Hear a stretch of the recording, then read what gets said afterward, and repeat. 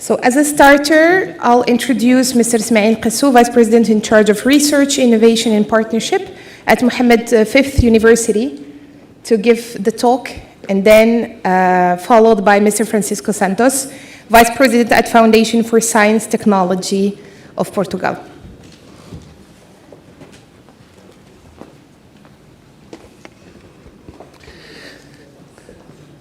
Thank you. I will make my presentation in French, but the slides are in English. Monsieur le ministre, Madame la ministre, Monsieur l'ambassadeur, Monsieur le secrétaire général, Monsieur le secrétaire d'État, Mesdames et Messieurs, donc on va entamer cette session où je vais commencer par une présentation assez brève qui va situer un petit peu la situation au niveau du Maroc, au niveau de l'enseignement supérieur, au niveau de l'intelligence artificielle, et puis on va proposer quelques pistes potentielles de collaboration. Alors, je rappelle que le système d'enseignement supérieur au Maroc, puisque la question m'avait été posée hier par Madame la ministre, est composé d'établissements d'enseignement supérieur publics, 12 universités publiques, d'une université publique à management privé, d'écoles et établissements publics, 71, d'universités partenaires publics-privés, dont l'université Mohammed V Polytechnique, l'université méditerranéenne de Fès, l'université internationale de Rabat, des écoles à partenaires publics-privés et des établissements privés comme les universités privées et des écoles ou des instituts privés. Voilà, donc ça c'est le panorama de l'enseignement supérieur. Alors, sur l'année académique 2021-2022, on donne les chiffres du nombre d'étudiants, plus d'1,170,000 étudiants, et on voit que la majorité des étudiants sont situés dans les universités publiques, à 90%, et que le privé représente actuellement 5%, mais il est en croissance. Je crois que le Portugal, c'est à peu près 20% pour les universités privées. Pour le personnel académique, nous avons à peu près 21 000 enseignants-chercheurs au niveau des universités publiques et des universités privées. Alors là, je vais rappeler au niveau de l'intelligence artificielle, donc c'est un domaine qui est assez ancien au niveau du Maroc. Je rappelle que histoire, moi j'avais donné mon premier cours d'intelligence artificielle dans cet amphi en 1993. J'avais été recruté pour ça. Et donc, à partir de cette date-là, il y a un ensemble de chercheurs qui ont commencé à se former et à travailler sur ces thématiques, tant dans la partie recherche que dans la partie formation. Et la première action d'importance qui a été faite au niveau du Maroc pour soutenir les projets d'intelligence artificielle, c'était le programme Al-Khawarizmi il y a, je pense, 3 ans ou 4 ans, qui a permis de financer 45 projets pour 4 millions d'euros. Et les domaines porteurs sur lesquels les gens ont candidaté, c'était surtout la santé, 18 projets. 18 projets sur les 45 dans le domaine de la santé. Il y avait l'eau, l'énergie et l'environnement, l'agriculture, le tourisme, l'industrie et la logistique. Comme vous pouvez le constater, c'est davantage de l'application de l'IA à différents domaines. Donc il n'y avait pas vraiment beaucoup de projets d'intelligence artificielle proprement dit. Également, il y a l'appel multithématique qui a eu lieu il y a 2 ans, avec 61 projets financés, 15 millions d'euros. Il y avait 6 projets sur l'IA. Les autres, bien sûr, c'était sur des thématiques diverses, reliées à tous les domaines, l'eau, l'énergie, l'environnement, les mines, l'industrie, etc. Monsieur le ministre ainsi que Monsieur Bouabid ont parlé du pacte ESRI. Alors, le pacte ESRI est un accélérateur pour l'enseignement supérieur, la recherche et l'innovation au Maroc, et va permettre aux universités de développer leur collaboration, notamment avec les universités portugaises. Et là, j'ai essayé de placer les 4 grands chantiers et de dire qu'est-ce que l'on peut faire sur chaque chantier avec les universités portugaises. Alors, le premier chantier, c'est l'excellence dans le domaine de l'éducation. Là, c'est clair, on a un chantier très grand pour la mobilité d'étudiants, mais également la mobilité de personnel administratif. Alors, c'est déjà le cas puisque les universités marocaines accueillent des étudiants portugais, envoient leurs étudiants dans les universités portugaises et on accueille également des chercheurs portugais. Nous avons également quelques collègues ici que je reconnais qui travaillent avec des universités portugaises. Également, il y a la possibilité de mettre en place des programmes de master communs. Donc, il y a le programme Erasmus Mundus qui nous permettra de faire ça. Nous avons l'expérience dans les universités marocaines puisque nous avons déjà proposé ce type de diplôme. L'avantage, c'est que ça permet effectivement de monter des programmes communs et qui sont en général à la page. Au niveau de l'excellence pour la recherche, bien sûr, il y a les projets de recherche conjoints. Ça, c'est un outil assez classique. Mais il y a également la co-supervision de thèse. Et là, il y a la possibilité de travailler également avec l'industrie, puisqu'au niveau du Maroc, nous avons 2 expériences qui ont été menées, dont une avec la France, pour mettre en place des bourses, qu'on appelle des bourses CIFRE, entre l'industrie et l'université. Et donc, en général, c'est une entreprise qui est présente au Maroc et en France, et 2 labos en France et au Maroc, et ils travaillent ensemble avec un étudiant sur un sujet éminemment industriel. Donc ça, c'est quelque chose qu'on pourrait peut-être faire avec le Portugal pour innover. Je sais qu'également, ça se fait avec l'Espagne. Également, la mobilité des étudiants en doctorat, puisque c'est devenu maintenant une exigence dans le nouveau programme de formation doctorale. Chaque étudiant doit faire au moins une mobilité. Et je pense que, comme ça a été précisé, la proximité de la distance, à la rigueur, il n'est même pas obligé de prendre l'avion, il suffit juste de traverser le détroit de Gibraltar et puis prendre un train ou un bus et il est au Portugal. Donc c'est vraiment très rapide. Au niveau de gouvernance, il y a beaucoup d'échanges qu'on peut faire. Alors, une des difficultés que nous avons, c'est effectivement la gestion des projets de recherche, surtout au niveau financier. On peut imaginer des outils qui existent au Portugal qui permettent de gérer plus rapidement ce type de projet. Alors, au niveau de l'innovation, on en avait discuté hier lors de la visite de Madame la ministre à la Cité de l'Innovation. Il y a beaucoup de choses. J'avais eu l'occasion de visiter l'Université de Coimbra et l'Université de Nova, et j'ai vu des exemples très intéressants d'incubateurs ou d'expériences réussies dans le domaine de la santé. Donc, toute la partie valorisation et brevetage, et brevet, c'est quelque chose que l'on fait, plus dans les brevets, moins dans la valorisation. Donc là, il y a quelque chose à voir ensemble. Tout ce qui est le financement des spin-offs, là aussi c'est quelque chose d'important. On arrive à avoir des petits montants, il faudrait qu'on passe à une autre échelle et surtout qu'on encourage les jeunes à aller de l'avant. Toute la partie incubation et la relation avec l'université et toute la partie qui consiste à aller vers le marché. Donc c'est évaluer le potentiel économique d'un brevet, c'est quelque chose qu'on ne sait pas faire, je le dis franchement. Et là, il y a l'expérience peut-être qu'on peut partager ensemble. Alors, quelles sont les thématiques potentielles sur lesquelles les universités marocaines travaillent et sur lesquelles elles essaient d'avancer? Alors, on le voit, l'apprentissage automatique et apprentissage profond. En fait, le deep learning, c'est quelque chose qui est maintenant très à la mode. D'ailleurs, c'est ce qui est intégré beaucoup dans les problématiques de santé, puisque quand on regarde les sujets, c'est beaucoup de reconnaissance d'images pour détecter des pathologies, etc. La vision par ordinateur, également un domaine très à la pointe. D'ailleurs, dans les 2 domaines, il y a beaucoup d'universités qui ont des départements qui travaillent là-dessus. Le traitement du langage naturel. Maroc a la chance d'avoir non pas une langue, mais plusieurs langues. En plus de l'arabe et du français, nous avons l'amazigh. Donc il y a beaucoup de thématiques qui peuvent émerger, notamment liées à la traduction automatique.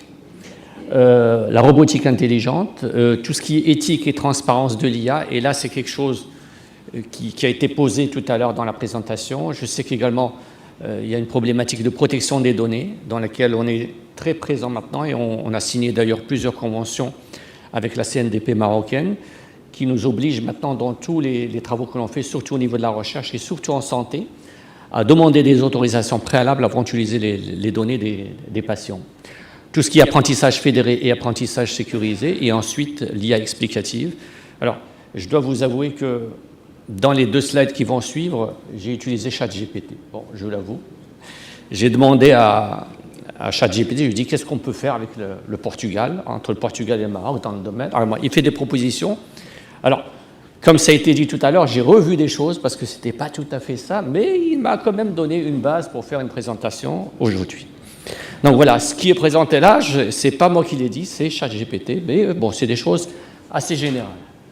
Alors, sur quoi peut-on collaborer? Alors, il y a tout ce qui est recherche partenariale dans le domaine des projets de recherche conjoints. Alors ici, ce qui est intéressant, c'est de souligner effectivement qu'on doit partager ensuite tout ce qui se fait au niveau de l'état de l'art, parce que c'est la base pour nos doctorants. Un doctorant, quand il commence sa recherche, il fait un état de l'art, et on essaie de situer justement pour voir le potentiel innovant de ce qu'il est en train de faire.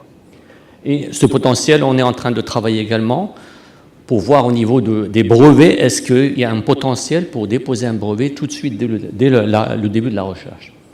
Tout ce qui est organisation de conférences, de workshops, et ce qui est important pour moi, c'est des écoles d'été ou des écoles de printemps.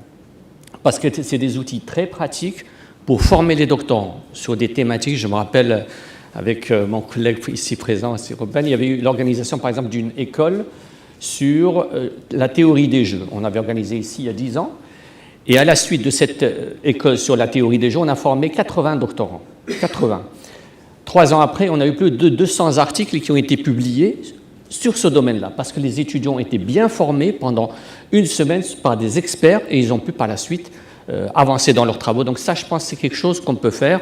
On a des potentiels et des collègues de part et d'autre et on peut travailler là-dessus. Tout ce qui est Shared Research Facilities, alors là, on a des potentiels d'utilisation de matériel, d'équipement, que ce soit au niveau du Portugal, au niveau du Maroc. Alors, au Maroc, nous avons un centre de calcul qui est présent à l'université de Mohammed VI de Benguerir et qui est, je crois, le plus puissant d'Afrique. C'est ça, donc si je ne me trompe pas. Et donc, c'est une facilité qu'on peut utiliser, par exemple. 3,1 pétaflops. Bon, je ne suis pas très spécialiste de ça, mais j'imagine que c'est comme une Ferrari, c'est-à-dire ça roule très rapidement. Donc là, je pense que c'est quelque chose qu'on peut utiliser parce qu'on ne peut pas acheter tout le matériel du monde dans toutes les universités. Tout ce qui est financement et bourse, et là, le politique est important. Nous avons avec nous les personnes idoines et adéquates. Donc, on doit mettre en place tous les outils de financement pour booster cette recherche. Alors, les échanges d'étudiants, moi, je suis très friand de ce type d'outils parce que ça donne des résultats immédiats. Nous avons orienté d'ailleurs au niveau de notre université la plupart des mobilités qu'on avait davantage vers les mobilités de doctorants parce qu'elles se programment rapidement, il n'y a pas de possibilité de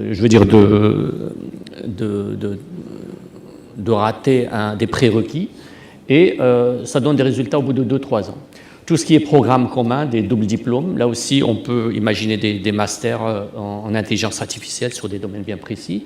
Le partenariat industrie avec l'industrie, il y a beaucoup d'entreprises portugaises présentes au Maroc. On peut imaginer des partenariats impliquant. Alors, moi je me dis, il y a des domaines évidents, mais pourquoi pas le domaine de la construction, puisque le Portugal est connu là-dessus.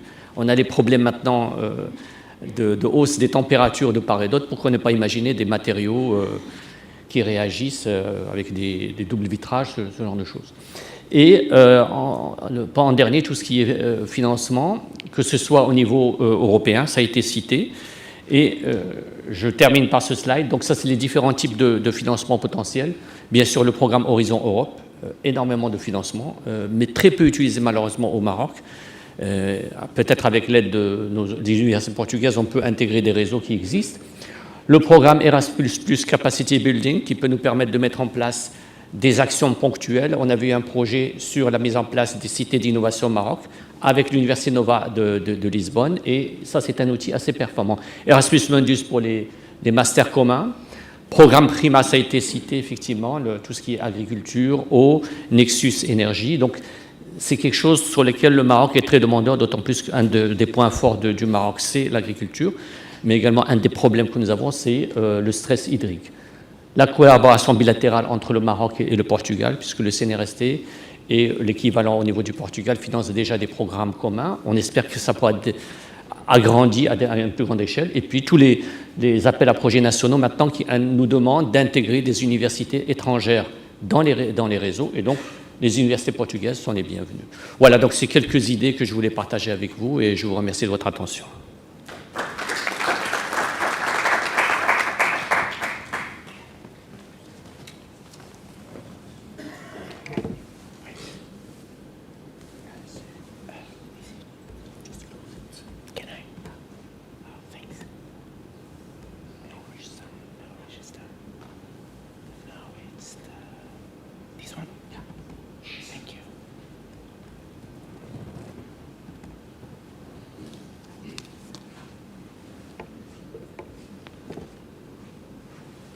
So I will change gears and move to English, if you don't mind. So, thank you so much. My name is Francisco Santos. I'm coming from FCT, the Portuguese Science Foundation. And I'm very happy here to be here and speak a bit about our offer and how AI research is structured in Portugal.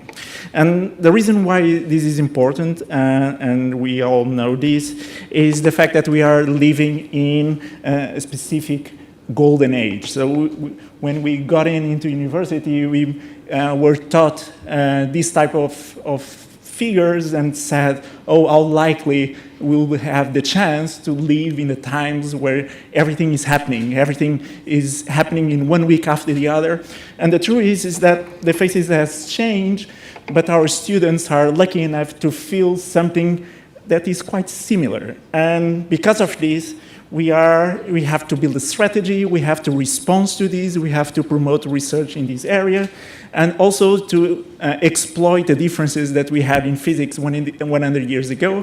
One of the main differences is that, contrary to physics 100 years ago, is that AI is intrinsically interdisciplinary. So we can move from computer science to social and human sciences and life sciences, and this is something that we need to explore. The other thing that is really interesting from a history of science point of view is that, so for instance, Feynman said that if you are really amazed with quantum mechanics, just wait until the engineers pick it up. And the truth is that engineers are into the pictures in AI from the very beginning, and this is something particularly special. So let me show you a bit in a very schematic terms how we see AI and research in AI in a simple graph. So the first thing that we like to do is to fund artificial intelligence and data science through scientific projects, PhD fellowships, postdoc grants, and so forth. But the thing is, this is not enough. We need to have an infrastructure that allow our researchers to promote science and have the advanced computing facilities to do their computations. And if you allow me to continue this analogy with physics, we are playing here with the accelerators of the 21st century. And this is quite interesting also because they are cheaper, but also because they can leverage research in a broader sense of areas. The third point, which is very important here, is data. So we need many of these researchers are relying their research on huge amounts of data, and at the same time we are requiring and imposing that these researchers follow an open research data protocols. And this demands that we have a national strategy to allow our researchers to fulfill these constraints. And of course, these three vertices of this graph are connected with other types of vertices that are truly important. So whenever we speak about high-performance computing, of course, we are very close to the hardware, and it's important to have chips, and this connects with the national strategy that we are building in semiconductors. Also, every time we speak about open research data, it's important to have a communication network. So FCT is responsible for all the network, all the connections between all universities in Portugal and research center, but also high schools and primary schools. And since a few months ago, we can guarantee that every research center, every university is connected with a high throughout at least 100 MP megabytes per sec, and also connected with the entire set of universities in Europe. Finally, it's very important to keep cybersecurity in, and this is also one of the duties of FCT, to provide support into these areas. But one thing that is important here, and I will focus on this particular issue of funding R&I, so is what is the overview of Portugal funds in AI research? So the first thing that we have is the national research projects, and then we also profit from being in the EU, and every time we speak about the Horizon Europe, we can see that so these are the values only for AI research and data science, so we are managing to leverage a lot of research from EU projects. The third and the fourth boxes there are structural funds and the innovation agendas that are mostly related with companies, which are also important. But let me zoom in the first case, the AI and in national projects. One thing that we can see, and this is a great advance, is that whenever you look at the areas where our researchers are investing, we see that it's truly interdisciplinary. So we can move from computer science and engineering sciences to life sciences and human sciences, but at the same time, we can do much better. So we can and should invest in bringing computer science to non-STEAM areas. And that's one of the strategies that we are trying to build up, fostering teaching and research in areas where AI and data science can be very useful outside the computer science domains. It is also interesting that most of our research benefits from this funding just with broader FCT calls in all scientific domains. And why I'm mentioning this, it's because whenever we speak about opportunities for bilateral cooperation, it's interesting that let me stress this, all national Portuguese calls allow for having teams from abroad. So this is interesting because you can foster and create new collaborations that can scale up afterwards. Other thing that we are launching still this year is a new set of mobility plans that are completely bottom-up. So every researcher in Morocco can apply for funding to stay an extended period in Portugal, and at the same time, the other way around. So Portuguese researchers can apply for FCT funding to come here and stay here for an extended period from 2 to 12 months and stay here to develop their research. And this is particularly important. Whenever we speak about the European money, it's also interesting to see that if you look at the 200 million euros that Portugal can attract, most of the money is concentrated in the standard Horizon Europe and Horizon Europe projects, collaboration projects, and we look forward very closely and enthusiastic with these forecasts of having Morocco as an associate state, and we are crossing our fingers to start establishing these connections. But also it's also important to realize that Morocco researchers can apply with Portuguese researchers for cost projects, and we also have the Dialogue 5+5 and the PRIMA projects. All of these are very close to the heart of FCT, and we will be very much happy to collaborate on this side as well. From the company's side, it's also interesting to see that companies are extracting and attracting quite a lot of money also with respect to AI and data science. And maybe as a result of this, Portugal is already very well positioned whenever we speak about the use or reported use of AI technologies by country, and we see that Portugal is on the left side of the plot. So this is something that also provides a good set of opportunities. Also, let me tell you some new calls that we are launching and that can be interesting here. So one thing that is clear in AI is that the researchers in AI that are at universities are, let's say, a particular breed of people. They could be outside university earning 2 or 3 times more. So they are obviously focused on something that can offer something to the rest of for their city, for their country, for the common good. And this is something that we try to respond, creating a wide range of programs related with AI for a common good in connection with public administration. So we are launching several projects on this related with specific fields, healthcare, justice, defense, and specific AI and cybersecurity, but also PhD scholarships in non-academic institutions like state, and postdoctoral positions in non-academic positions, also to include advisors in public administration coming from science.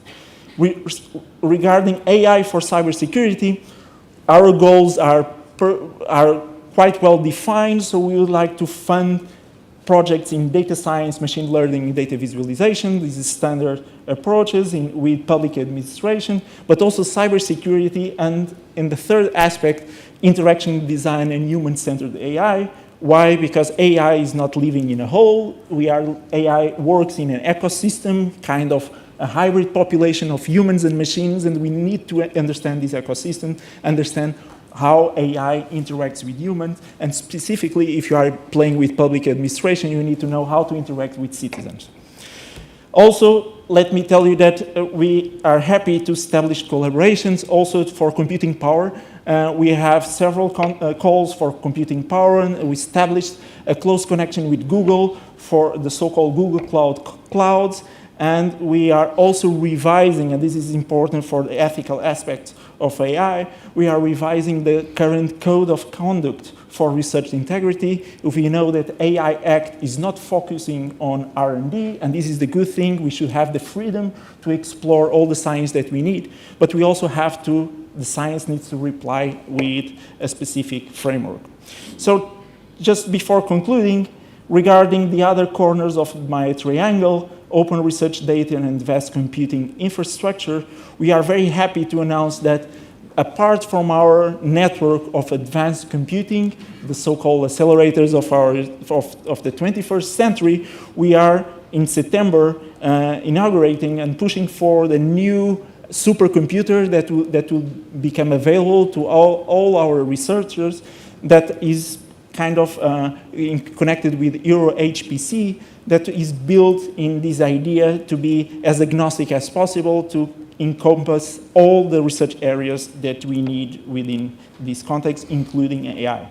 Finally, regarding open research data, we have just launched a pilot program called Poland, where every researcher is able to enjoy a research data repository of all the research that they have, and this hopefully will be extended to a national program starting from next year, where we have support for all researchers in terms of curatorial data and also the big repositories that we are building, such that research data becomes as open as possible, as close as necessary as we hope so in open science. So I will stop here.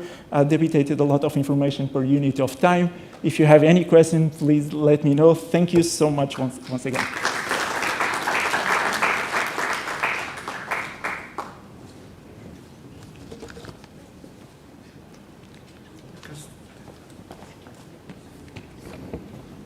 Bom dia e bem-vindo. Fortunately, it will be the only words I can pronounce in Portuguese, but I'm very happy to invite you to follow our first panel session. I'm very glad also to be here and to invite my guests to share some thoughts with you. I believe that Morocco and Portugal have some history in common, and the cities of Safim and Mazagan and Mogador have some footprints to make our history live again. And fortunately, we have also the opportunity to make AI a new opportunity to collaborate in the future and to speak about all these dots that we have to connect. I'm very happy to invite my guests to join this panel. First of all, I'm very happy to have with us Professor Maria Goretti Carvalho Moreros, Coordinator Professor with Aggregation of ESEP Porto and Vice President of the Portuguese Association of Artificial Intelligence from Portugal. We have also Professor Arlindo Oliveira, Professor of Instituto Supérieur Técnico, Department of Computer Science and Engineering, President of ENSIAS, Portuguese Republic. From the Moroccan side, we have Professor Amal Fallah Sagroshni, Executive President of the International Center for Artificial Intelligence AI Movement of the Mohammed VI Polytechnic University. Also, we have Professor Saïda Belweli, Digital Ethics and AI Professor at Mohammed I University from Mujda. And last but not least, Professor Driss Ktani, Professor and Director of the AI for Development Research Group at Al Akhawain University. So with my guests, we'll try to connect dots between several technical activities that we manage in Portugal and in Morocco, but our first objective is trying to connect geographical dots between our two countries and to find out a way to collaborate in this specific domain.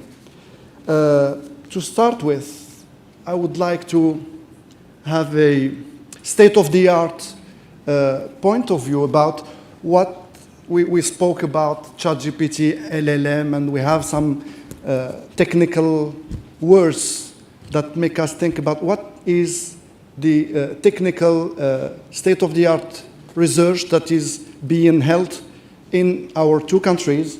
And I will ask my experts, maybe starting from those that came by plane, what are state-of-the-art topics that you are like trying to solve in Portugal in your institutions? So maybe ladies first, and I will ask Professor Maria Goretti to give us her point of view. There are some mics here.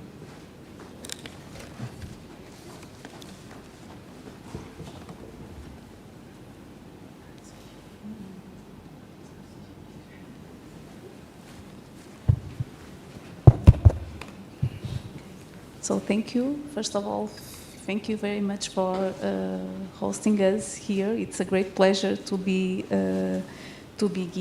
here. Regarding your question about the large language models, ChatGPT, the fact is that it's a reality. And it is in almost all the areas in our society. So we have, for instance, in Portugal, we have ChatGPT writing some news for journals as a testing point. We have our students using ChatGPT.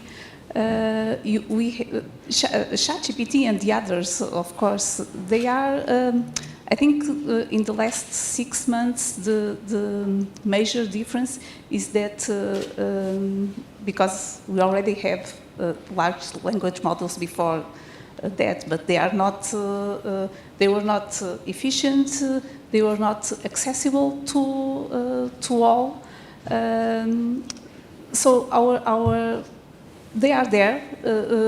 As Francisco said, over the times, the things changed. And every time we have a great difference in how we use the technology.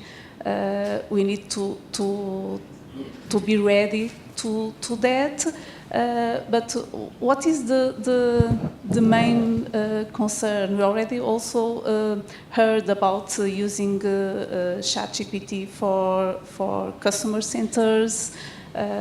So there are plenty of applications. So in education, for instance, it's inevitable.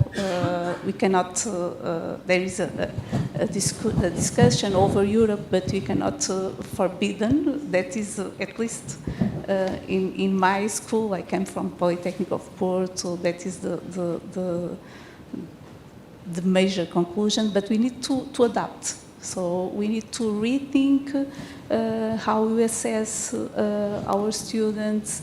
We need to change some policies, but it's inevitable. And AI, during the times, always contribute. There is a great discussion about if AI it makes jobs disappears. It's a fact. We cannot avoid it. But AI also creates lots of jobs. So we need to be ready to that change in the world. I think that's the major conclusion. Thank you. Professor Alindo, I know that you have some research in this specific domain. So, bonjour, merci beaucoup. Et je m'excuse de ne pas parler en français, mais c'est difficile pour moi. Je vais parler en anglais. Yes, so I think the last few years have seen a very significant jump in our ability to address problems in natural language processing, in computer vision, and in sequential decision making. And very significant progresses have taken place in the last 5 years on this, with things like AlphaFold, which is a transformer-based system that basically solved a problem that is 50 years old. How you solve the protein folding problem, which is essentially solved by AlphaFold. This sequential reinforcement learning in particular had a number of nice applications in science. For instance, it was used to find the fastest way to multiply matrices, a problem that is still open, but it's faster. He found a way that is faster than Strassen algorithm. And of course, in computer vision, we have many applications in medical imaging. In our group, we work in cardiology and neurology. And those are applications outside the AI domain. There's, of course, also a very intense research in AI itself, in developing new architectures, new methods, new hyperparameter tuning, and so on. So I think we have to distinguish between two things. One is focusing and developing AI research, and I think we have seen here a number of interesting presentations, and Francisco in particular, about how we can strengthen our focus on developing AI research. But there's also, and I think is also the topic of this panel, an important thing, which is using AI in other fields, right? And this is evolving very rapidly. I think there is a large opportunity for using AI in physics, in astronomy, astrophysics, in certainly biology and medicine. And this is maybe not so obvious because we have to take a whole scientific community that is not so aware of AI possibilities, and that to remain competitive have to become aware of this. And I think it's here that cooperation and networking can help a lot, because you always learn when you network. You always learn new things when you go to any meeting, and these days there is so much things to do that people may tend to stay in their desks writing papers, and especially reading papers. But I think we should work on the networking, and this opportunity to cooperate between Portugal and Morocco opens that. Portugal is already well connected with the United States, with many countries in Europe, of course. But I think we are so close to Morocco that we should explore this possibility of research. And so I could say a few more things about how we think that science policy could help in this, but maybe we can go forward. We'll go back for that. Thank you, Professor Lindo. I would like to ask Professor Amel Flass-Roshni on the work which has been done and which is still being done in the AI Movement Center, and particularly on the Moroccan applications of these AI, I would say, techniques in real life in different domains. Thank you. Okay, thank you very much. You can either answer in French or in English. I will start with English. Maybe I can shift to French later when I'm tired. First of all, I would like to say that there was a very big and huge initiative made in 2018 by the University Mohammed VI Polytechnic in Ben Guerir, and it was a big conference co-organized by UNESCO and EM6P. And I'm telling this because it was the first big and huge conference dedicated to AI on the continent, on Africa continent. And there was a statement called Déclaration de Ben Guerir, or Statement of Ben Guerir, that push for developing African AI, and also to put the focus on ethics at that time. And that was the beginning of a very intensive story with UNESCO at different stages. But what I would like to say is that, as Professor said a few minutes ago, that Portugal is connected to Europe and to the rest of the world, I would like to say that Morocco is connected to Africa. And I think the gate for Africa is Morocco today. And within UM6P, but I'm sure there are other initiatives in other universities in Morocco, we have a lot of programs that involve African countries. And I can give an example just to be more concrete. We started this year a program called African Women in Tech and AI that target 150 women that have already business with tech, but we would like to leverage this business with AI.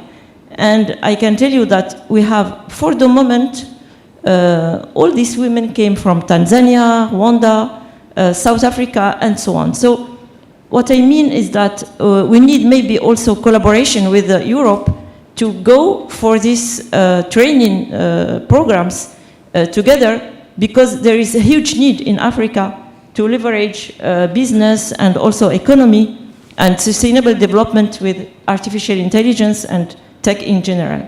So that's just a few words to explain the positioning of University Mohammed VI Polytechnic.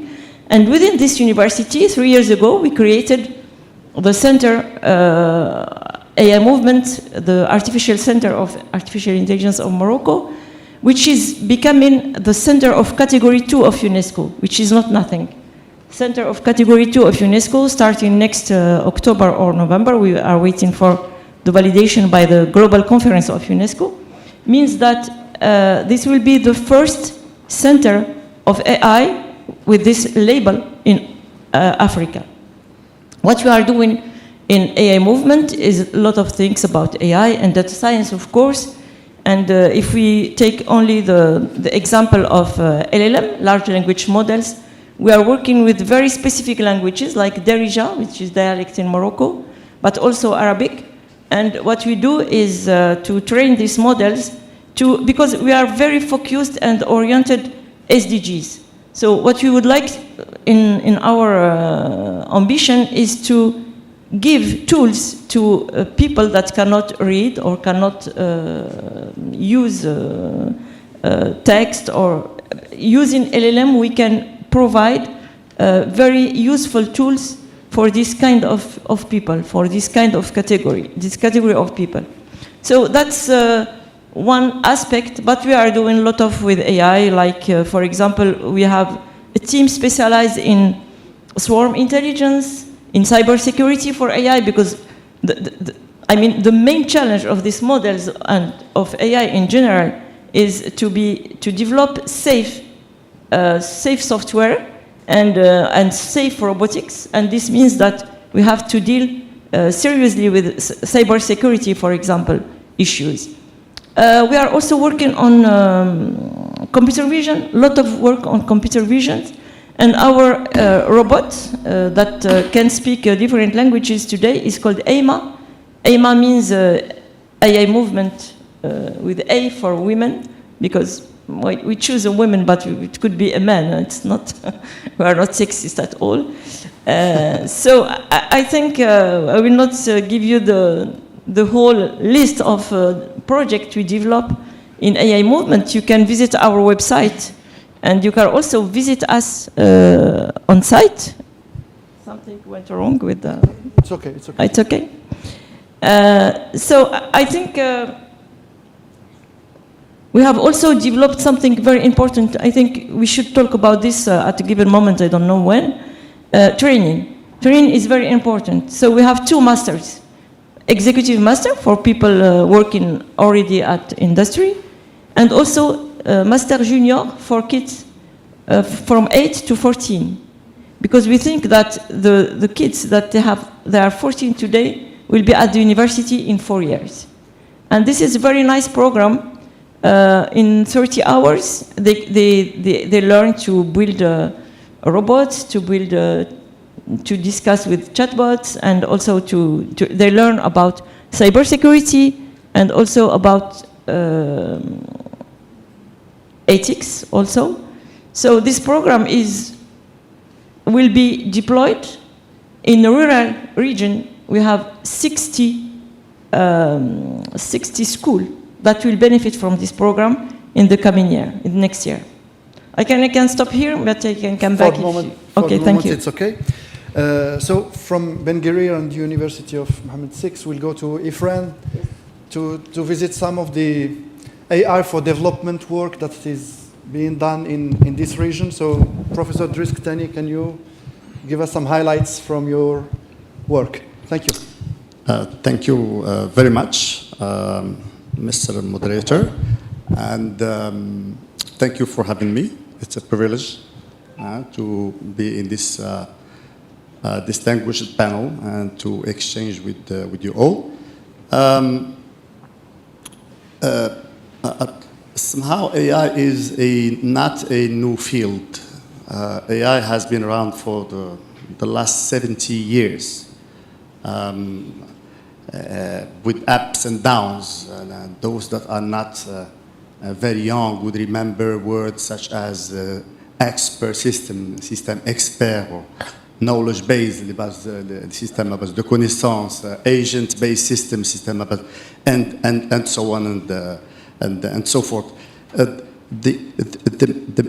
The main important, I would say, feature of today's AI is that it is data driven. So this is a very important feature, but also a strong obstacle for countries who do not have data, and this is the case of about 90% of countries.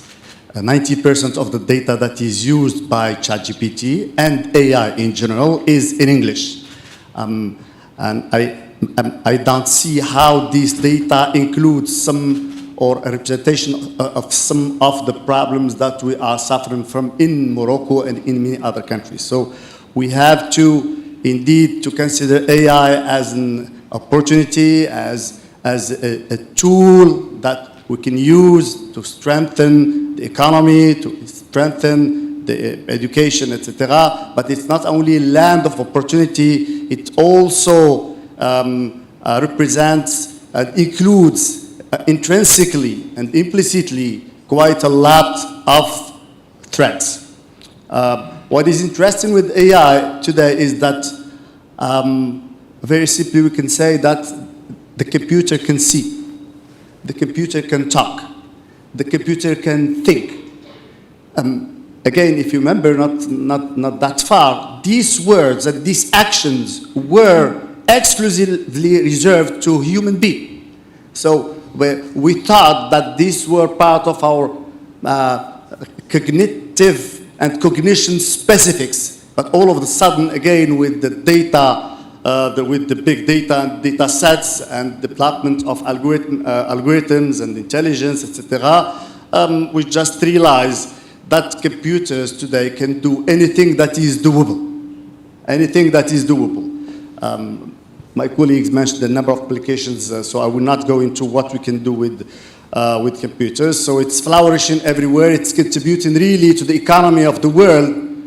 But I'm talking about the world of advanced countries, not in this part of the world where we are still struggling with the basics such as the records of citizens, the educational records, the medical records, the tribunal records, the administration's records. And this is the base of data sets that are used by AI today. And somehow this means that we cannot ignore one fact, that AI today is a culmination of a process of knowledge, of industry, of research, of innovation, that we cannot just in one day all of a sudden say, we will operate AI, we will do research in AI. From my perspective, this is not sound. This is not sound because however we do this research, we'll never be as good as our colleagues who have 70 years of advance on us. What we can do rather is to search what is the problem. And that problem is what we call the digital divide. That problem is what we, or the solution of that problem is what we call AI for D, meaning what we could use AI in order to fight against the digital divide, in order to enhance the digital readiness of our society and to contribute in the digital transformation of the whole society as such. And this is a huge effort that shall not be only tackled by individuals or researchers or ministers or this or that. It has to be nationwide. There should be somehow an awareness at the highest level of the country, any country, that digital is the future. Means that we cannot afford that our data resides on Facebook platform, on Google's platform. We need to have a way to produce our data, to preserve our data, and to explore our data. So with that, I just give you the context of the AI4D lab in Akhawain University, where our main research is about creating a model to bridge the gap or to leapfrog a way to gain time in order to prepare the society in general, all members of the society, in order to be able to be equipped with the new technology, not ChatGPT, not necessarily AI, because all these are elements, are part of this advance in technology that will never end. At some point of time, we need to be educated with that spirit, which is how to get, how to produce this technology, how to have this feeling that we are part of that technology. And that's the whole challenge. And again, that's what AI4D is about. Thank you. Thank you, Professor. I would like just to reassure you that in Morocco we don't have cloud and data, but we have human resources and we have brains that can work in a more connected world where a Moroccan idea can be implemented in Portugal and an algorithm that have been developed in Portugal can be implemented and turned here in Morocco. So don't be afraid. My colleague, that I don't be perfectly afraid know of the that situation in Morocco. Thank you very much. Since this morning we spoke about ethics and the problem in reassuring that this AI is either a tool of development or, if we don't manage the ethical problem, can be a tool of several, I would say, problems. And we have a specialist here coming from Oujda, Professor Beloueli, who will give us a little overview of the research, the Moroccan research being done in the ethical AI problem. And so the mic is yours. Merci, chers collègues. Je vais parler en français comme... je pense que cela a été dit depuis ce matin. Nous sommes en phase de négocier un des tournants, je pense, les plus critiques et le plus perturbant de l'histoire de l'humanité. Pourquoi ? Parce que l'IA, et en particulier l'IA générative, ramène des questions complexes et profondes. Et c'est une opportunité, il n'y a rien à dire, mais il faut aussi être en mesure justement d'accompagner, de réguler, d'encadrer. Et cette régulation et cet encadrement, aujourd'hui au niveau de la recherche, vient généralement de la gouvernance, du droit de la gouvernance, qui veut dire que les premières prémices de l'encadrement viennent de l'éthique. Et quand on parle de l'éthique, on parle de la régulation par l'habilitation. Donc on ne parle pas de la régulation encore par la contrainte, donc qui est la loi et le droit. Et quand on est sur de l'habilitation, on est sur l'humain. Et cela rejoint bien évidemment la définition et l'essence même de l'éthique, qui est l'éthique, c'est la science du comportement. Donc c'est important à dire. Pourquoi ? Parce que justement on va parler peut-être de la recherche en éthique qui peut-être on va le dire en deux mots, c'est pour ça que j'essaie de faire une introduction. l'homme est au centre justement et la régulation au travers de l'homme est importante. Pourquoi? Parce qu'aujourd'hui, quand vous avez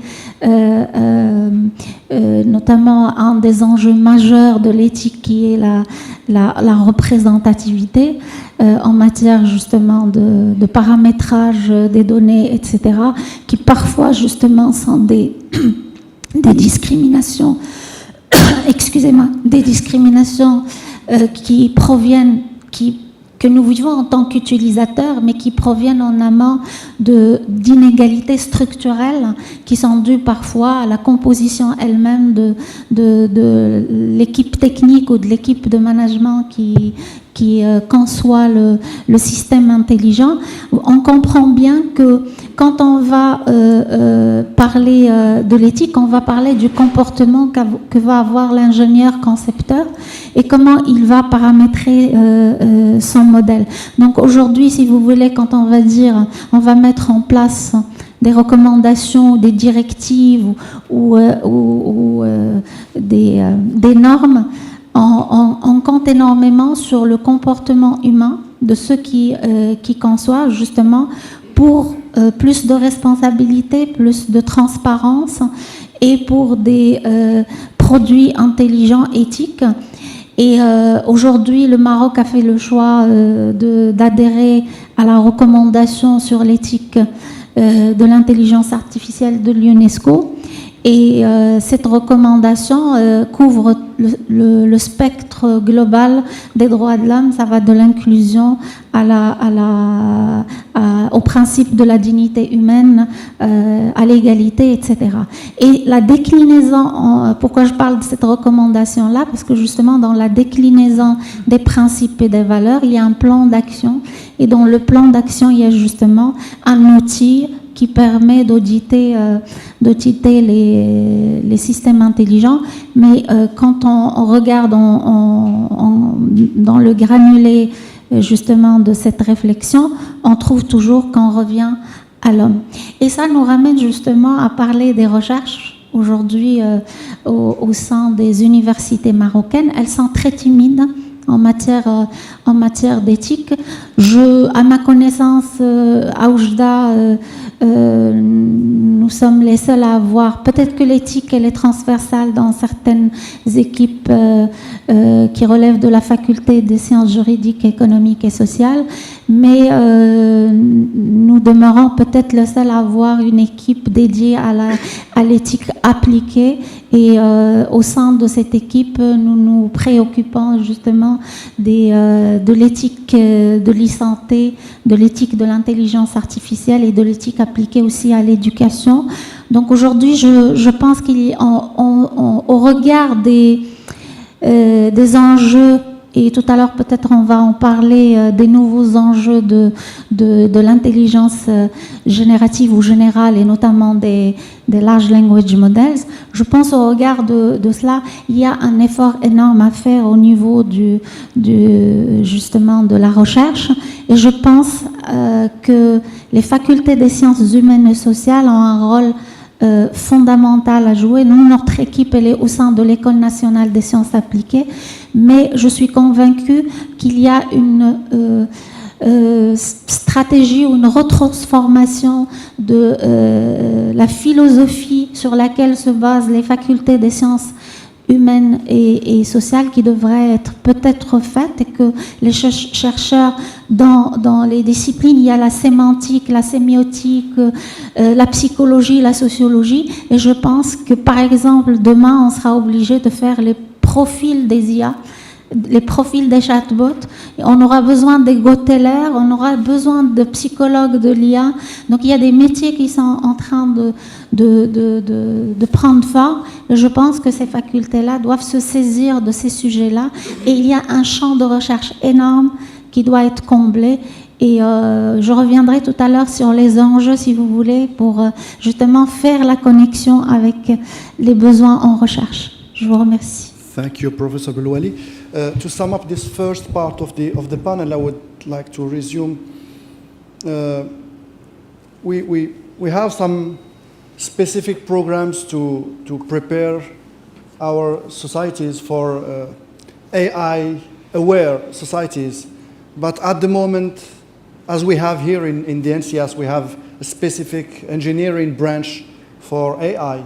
We have some specific masters for AI. But I think that to build this AI-aware society, we have also to make other disciplines manipulate, understand the working of these programs. We see that in development we need people that are aware of this opportunity, technological opportunity. We need engineers, we need maybe, I would say, legal persons in this point, ethical specialists for the AI. So it will be an open wave that will change every point of our society. And education and research are just one snapshot of what should be done in the societies. But let me go back to the research and how AI can be a tool to enhance and maybe make our work in research very effective. How do you think, there is a very general question that I want to ask to all my panelists, but what do you think should be the new way of working of a researcher? Because in some of the slides this morning I saw the ChatGPT as a scientist. Maybe the future of the human expert, scientist expert, is to be in cooperation and in collaboration with some tools, with some AI tools, in order to make our research more efficient and maybe more visible at the world point of view. So if you have some insights or thoughts about this specific problem, how to change the research methodology to make it an AI-aware methodology and AI-driven methodology. Do you want to interact on this point? Yes, Arlindo. Sorry. Yes, it's an interesting question, also relates to things that were said here. And here I refer to a very recent OECD study on AI in science, a short 300-page study, but very interesting one.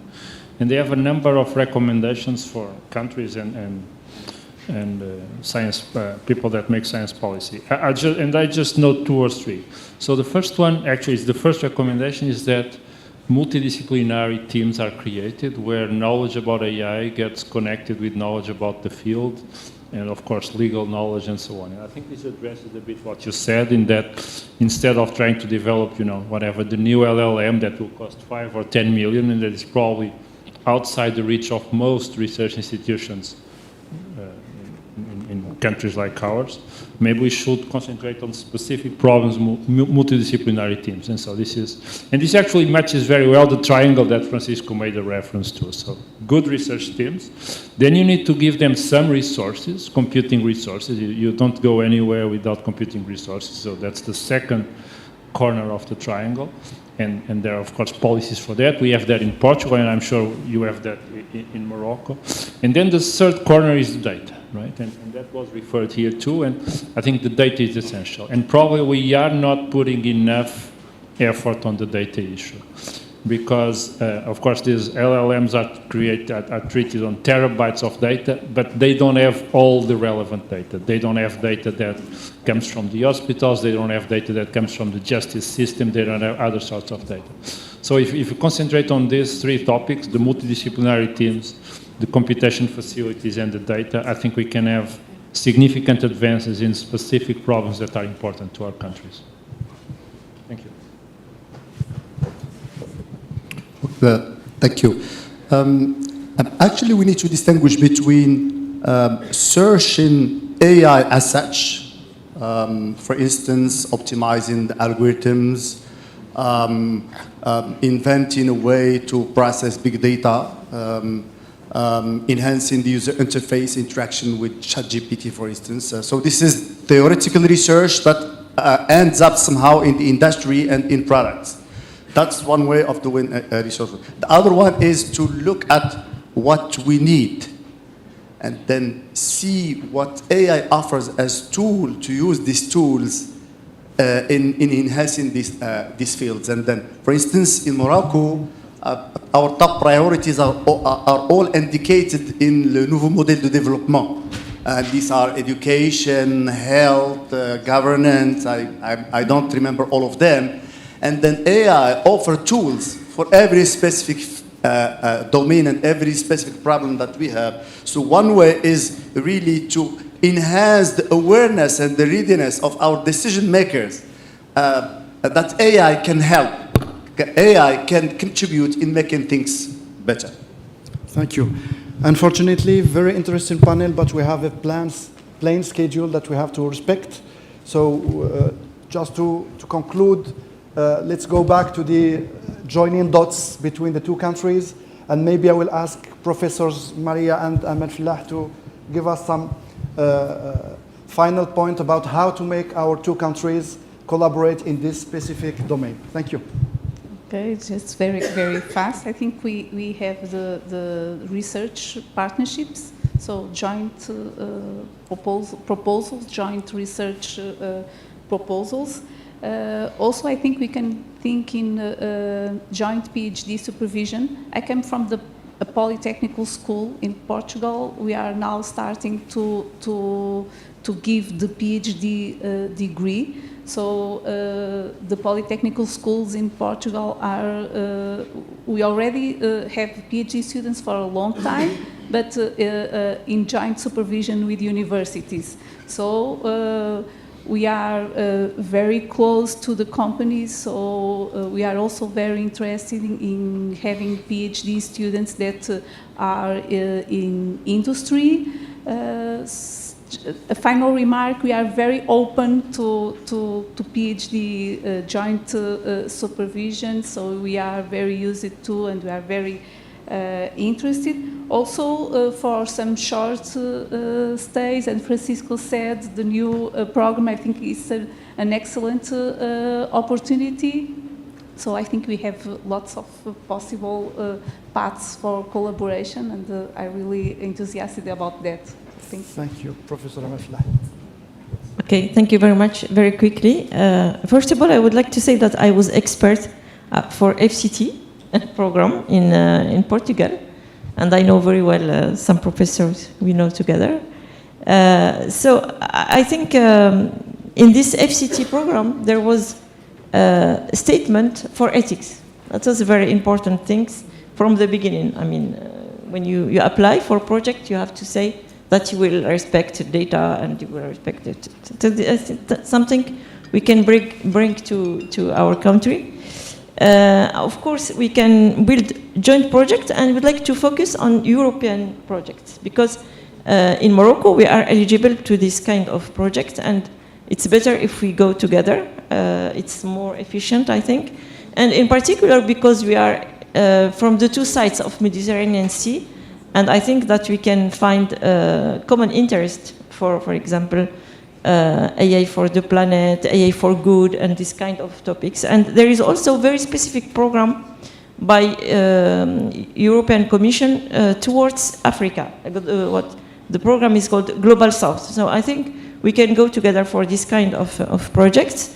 Of course, co-tutel, what you call joint PhD supervising, is something that could be very interesting for Moroccan and Portuguese students. And they love Morocco in general, and we still have Mogador in some place in Morocco.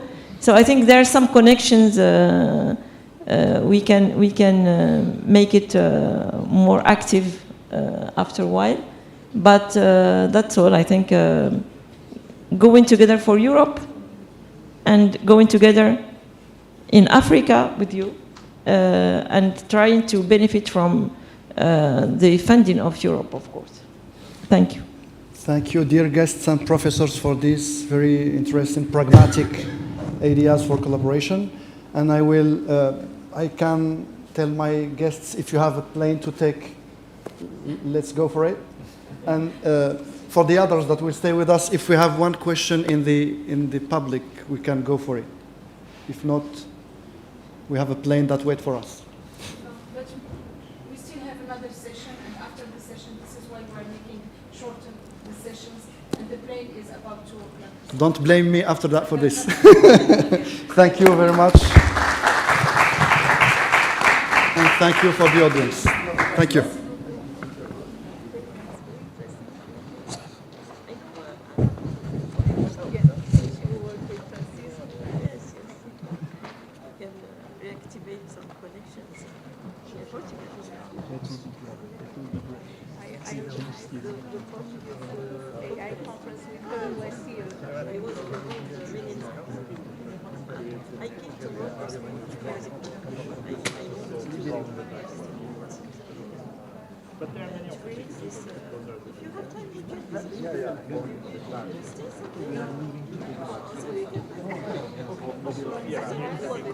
We have time for a photo, so if you want, please.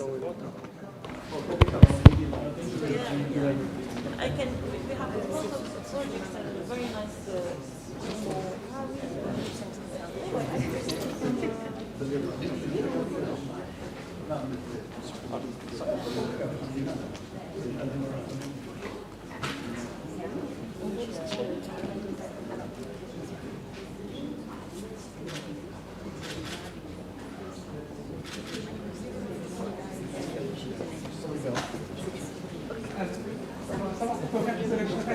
Nice to meet you. Thank you. Unfortunately, we didn't have time for questions and interactions, but I'm there for the day, so. Ok, Salah, s'il te plaît, Oui, si je on peut, descends, oui. je libère, je sais. Ouais.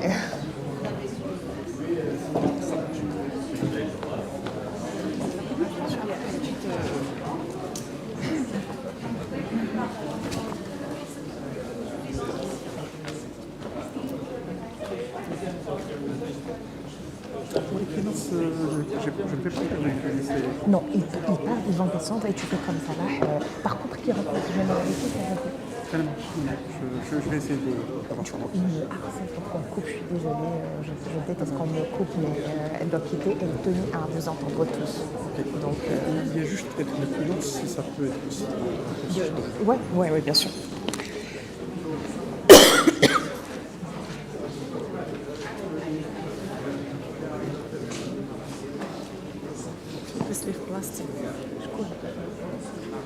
Je vais le...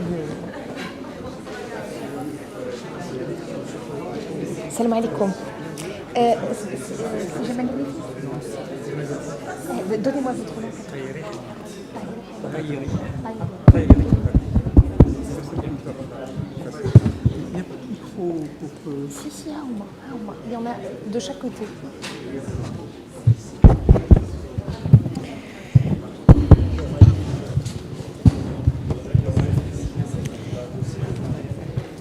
So please, let's continue with the second panel. So we're going to start with 2 keynotes, as it was the case for the first panel. We will start. It's my great pleasure to invite Madame Khouloud Abja, Director of Digital Transformation at the Digital Development Agency, followed by Mr. Antonio Grillo, President at National Innovation Agency of Portugal. Then Zuhair Al-Khdisi, Vice President of the African Center for Strategic Studies and Digitization, will moderate a great panel with Mrs. Tilila Al-Mujahid. Really, thank you, Tilila, for being here. Data and AI Technical Lead of Microsoft Central Europe, Middle East, and Africa. And we're very lucky. She's in Morocco, but she's based in Dubai. So thank you for being here. Mr. Francisco Santos, Vice President, Foundation for Science Technology. Mr. Antonio Grillo, so you're going to continue being with us, President, National Innovation Agency, and Professor Tahiri from University Mohammed Abdullah of Fes. Thank you very much.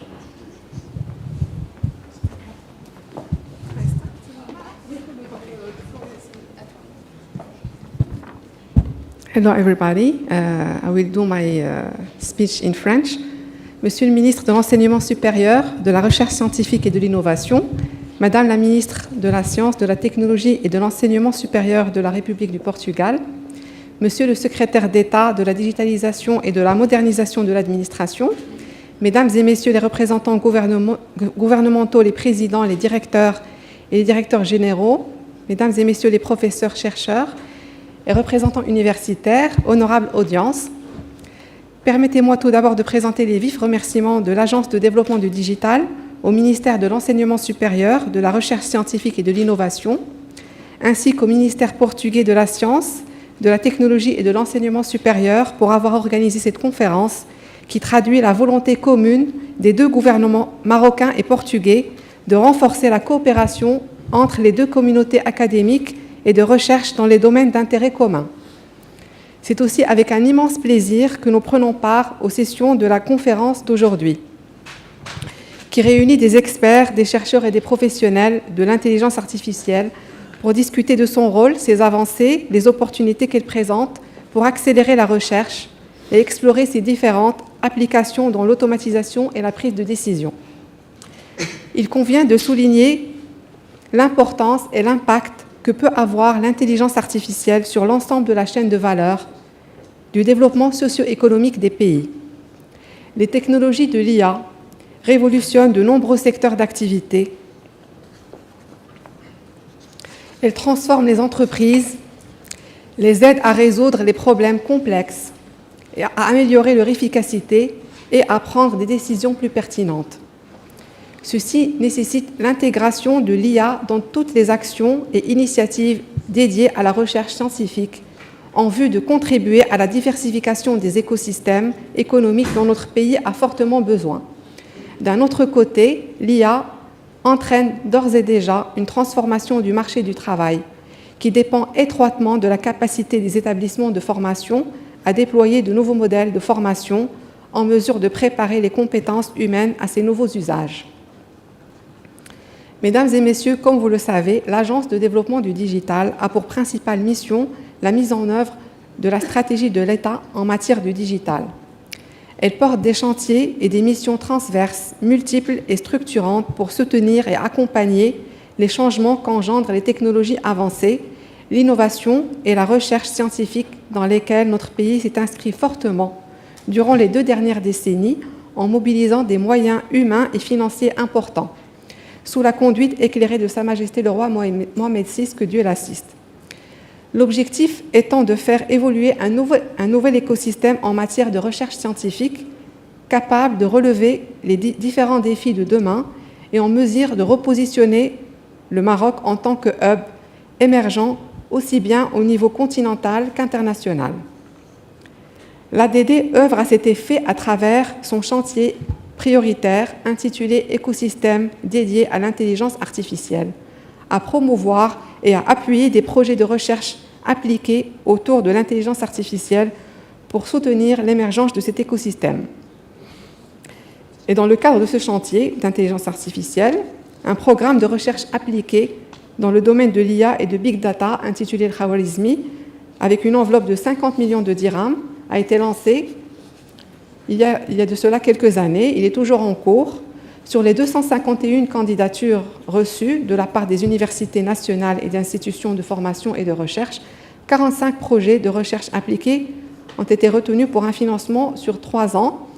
Ces projets de recherche sont dans différents secteurs, comme l'a dit Monsieur le directeur précédemment, que ce soit dans la santé, dans l'énergie, l'eau, l'environnement, l'industrie, l'agriculture, l'éducation et les approches pédagogiques, le transport, la logistique, le tourisme, la justice, la vision par ordinateur, les villes intelligentes et le big data.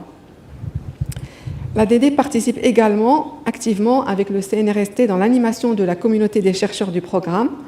Dans ce sens, plusieurs actions de suivi et d'appui aux équipes de recherche ont été entreprises à travers des ateliers de sensibilisation liés à différents sujets comme la propriété intellectuelle et industrielle, les ateliers de sensibilisation sur l'écosystème marocain d'appui aux start-up, également sur les modalités d'évaluation des projets de recherche.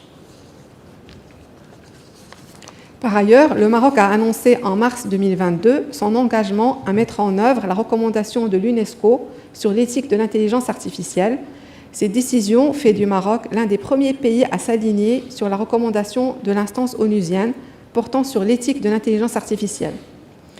Et dans ce contexte, il a été mis en place une commission nationale chargée de l'éthique de l'intelligence artificielle au Maroc, sous l'égide du ministère de la Transition numérique et de la réforme de l'administration, pour faire le diagnostic et l'état des lieux de la situation en vue d'établir une feuille de route pour mettre en œuvre les dispositions de la recommandation sur l'éthique de l'intelligence artificielle. Enfin, je tiens à signaler que l'ADD offre plusieurs cours de formation en ligne sur l'intelligence artificielle au sein de sa plateforme Academia Raqmia, qui est une plateforme d'e-learning qui dispose d'un catalogue de formations riches dans le domaine du digital en faveur du grand public, des administrations et des entreprises pour le perfectionnement de leurs compétences. Nous sommes ainsi ravis de prendre part à cette deuxième session pour discuter en présence des différents professeurs de l'importance de la compétence humaine et comment aborder les considérations éthiques dans la mise en œuvre de l'IA pour le développement durable ainsi que pour garantir l'inclusivité dans les systèmes IA pour diverses communautés. Pour conclure, je tiens à remercier toutes les parties prenantes pour leurs efforts continus, leur engagement à favoriser la collaboration interdisciplinaire entre les différents acteurs marocains et portugais, ainsi que leur mobilisation en faveur de cette coopération ambitieuse. Mesdames et messieurs, je vous remercie pour votre aimable attention.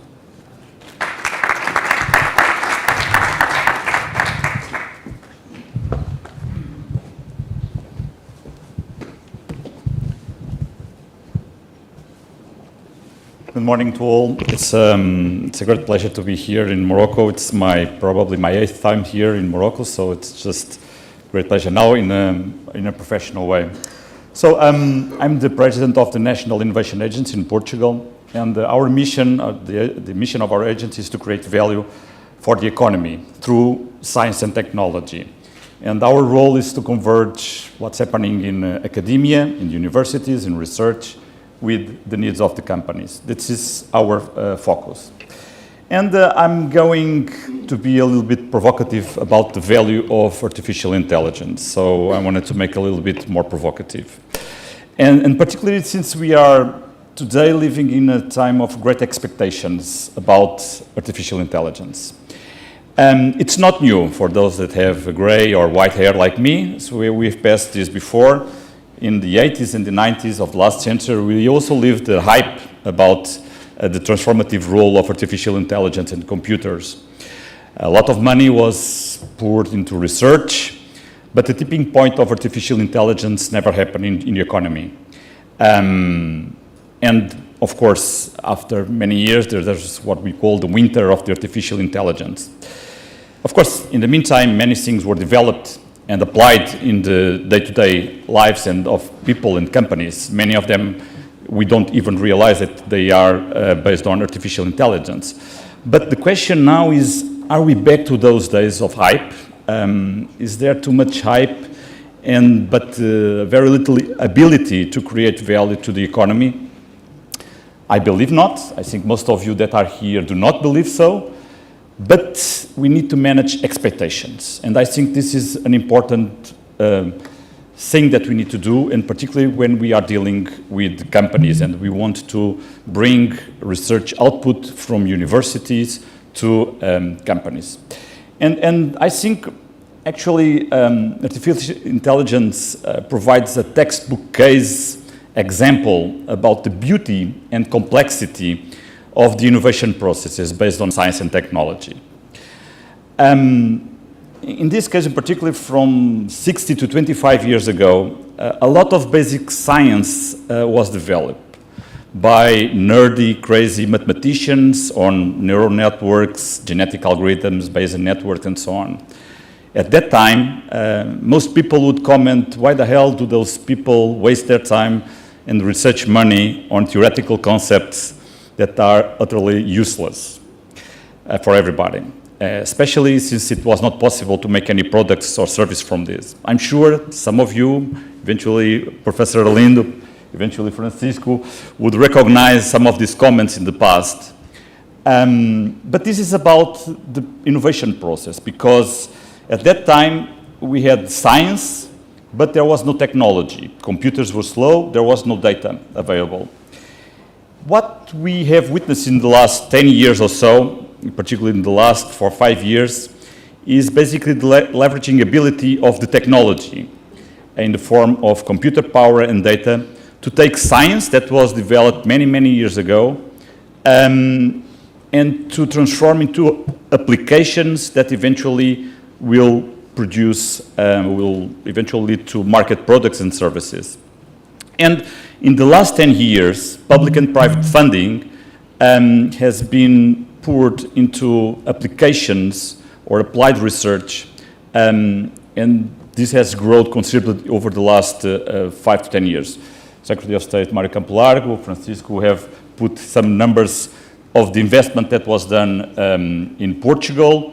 And of course, this will have an impact. And we have that impact in Portugal. Eventually, you will have also here in Morocco. Many numbers were put forth here. I'd like just also to highlight that in Portugal, actually, we seem to be good on getting some value from this funding because we have now 2 unicorns. That means startups that are valued more than $1 billion that are related with AI technology. So that's an important sign that we have been doing something right. Now, all these investments will, for sure, have an impact on how companies design, manufacture, distribute their products and services. Of course, we need to be more sure about how AI-based technologies might bring value to create over expectations and have the same mistake that we had 30 years ago. And of course, 8 months ago, we were at awe and impressed with ChatGPT, like generative AI tools capabilities. But suddenly, society has awakened to AI. Of course, those that do research for many years ago, it was not a surprise, but for society, it was a big surprise. The problem was that we start to have humanized AI, believing that suddenly everything will be AI-based, and AI will replace human beings, and everything will be automated due to AI. And I'm very skeptical about that because although it's fantastic and it's impressive, we all know that these tools are extremely limited in their intelligence capabilities.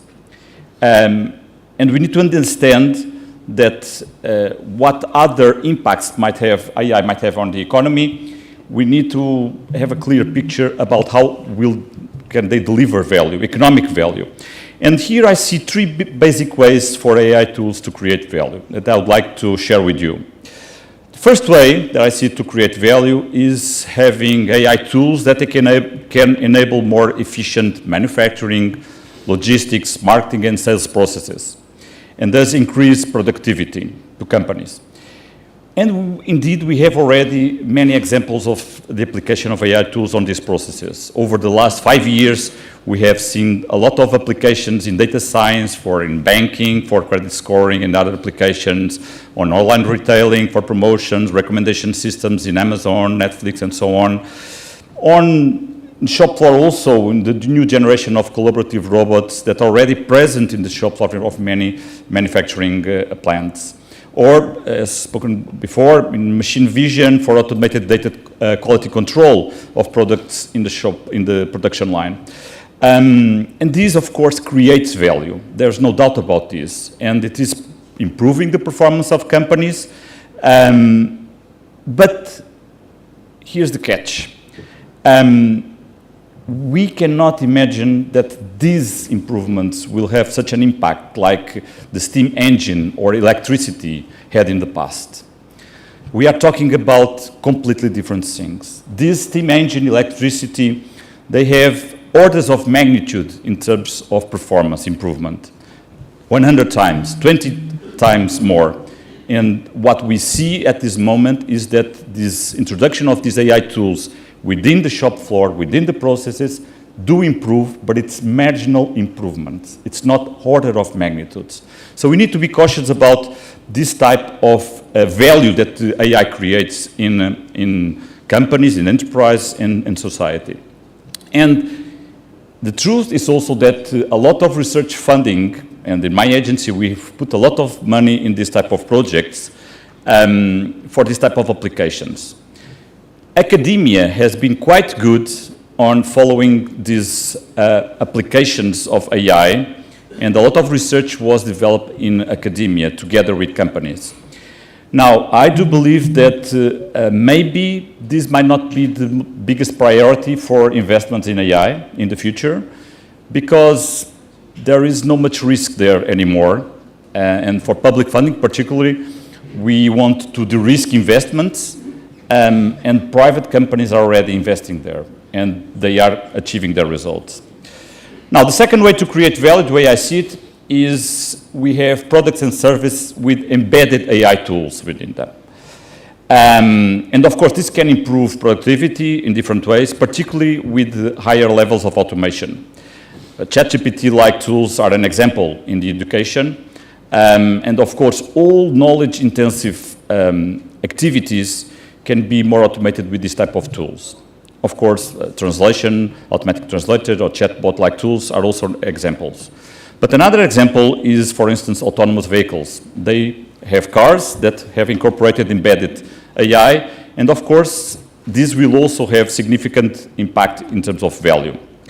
Now, I believe that this second way to create value will have a much more stronger impact than the previous described way of creating value.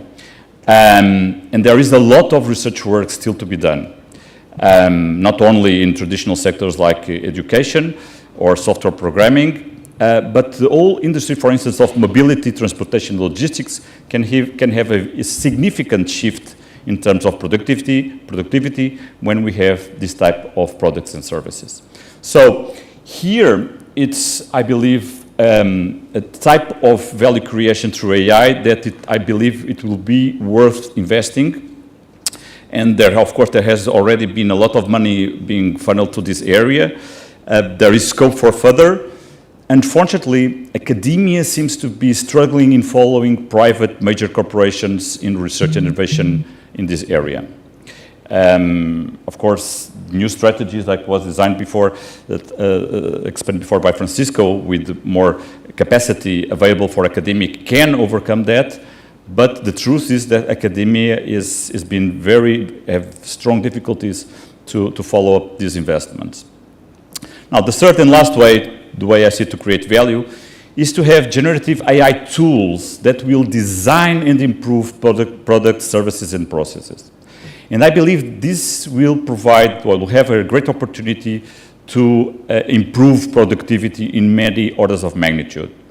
So it's a bit like ChatGPT, but here the point is it's using AI to design new products, to design new services, or to design new processes. Processes, products, and services that the human mind has not yet thought of.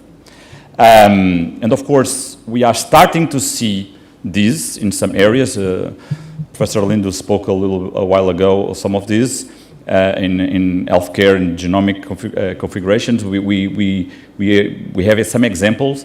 The problem is that AI is still very poor on creativity. Humans are very good. AI is still very poor. There has been quite a lot of development in the last few years. Some research projects have provided some interesting tools. For instance, in arts and music, we can now have variations of Mozart-like symphonies. They are quite good, but it's very similar, so they do not break to new types of symphonies. Another area will be combinatory creativity, the ability to create new products or services based on a combination of existing products and services. An example, a smartphone is a combination of a phone and a camera and GPS. AI is starting to be good on that area, but it's not yet brilliant. So there is still scope for a lot of research on this area. But of course, the last level of creativity is transformational creativity. That means creating a product, a service, a new type of art completely from scratch, from nothing that exists before. And here, AI is still very poor. So I believe there is a huge scope for research in this area. And there is a lot of risk as well. And so I believe that public funding can also be here and should be here because the risks related with research are enormous. But the good thing for academia is that both academia and private companies are good on doing this and on this research. And so we can still work together in order to try to bring new tools that can create value. Just to conclude, I believe that AI tools are ripe to create value for the society and for enterprises. We are and we will be in the next decades still far from having a full automated society, no matter how many stories we hear. I believe this is my perspective. But I believe that we are witnessing a transition not to a fully automated artificial intelligence-based economy and society, but towards an augmented intelligence society that is based on human-machine collaboration and not just on pure AI. And if we think about this, all these developments that we see are really very interesting. Thank you so much.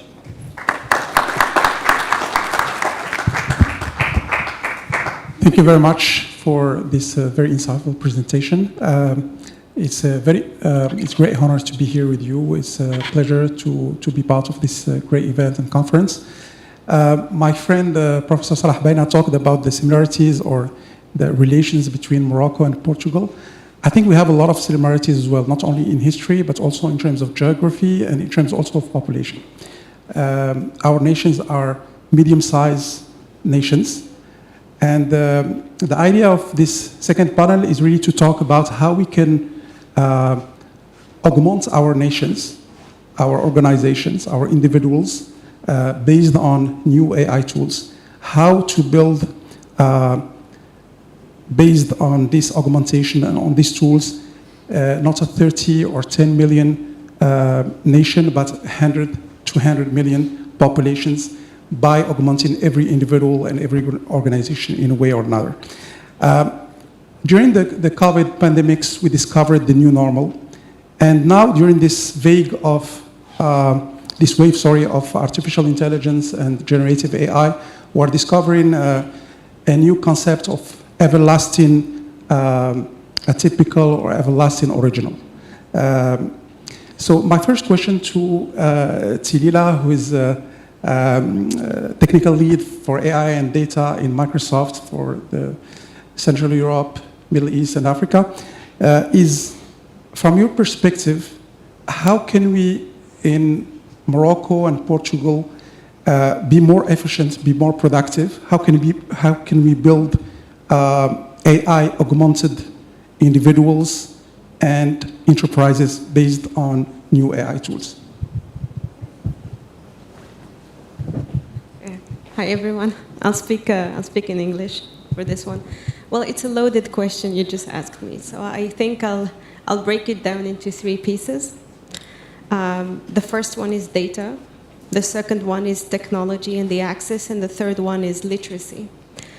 So the first one I'll talk about, which is the importance of data. And for me, this hype, and thank you for saying managing expectations, because I join you in that. Our job a lot of time is to manage expectations on what can be and what cannot be done with AI nowadays. And in my job every day, I do manage expectations with people because there's a lot of hype. AI can do everything, AI can solve all the problems, and I'm like, yes, in the future it will be able to do that, and I have the conviction that it will. If you have the data for it. That's the thing. And I've had probably 12 years of experience being a data scientist, and my first question is, show me your data. That's as good as your model is going to be. That's as good as your AI is going to be.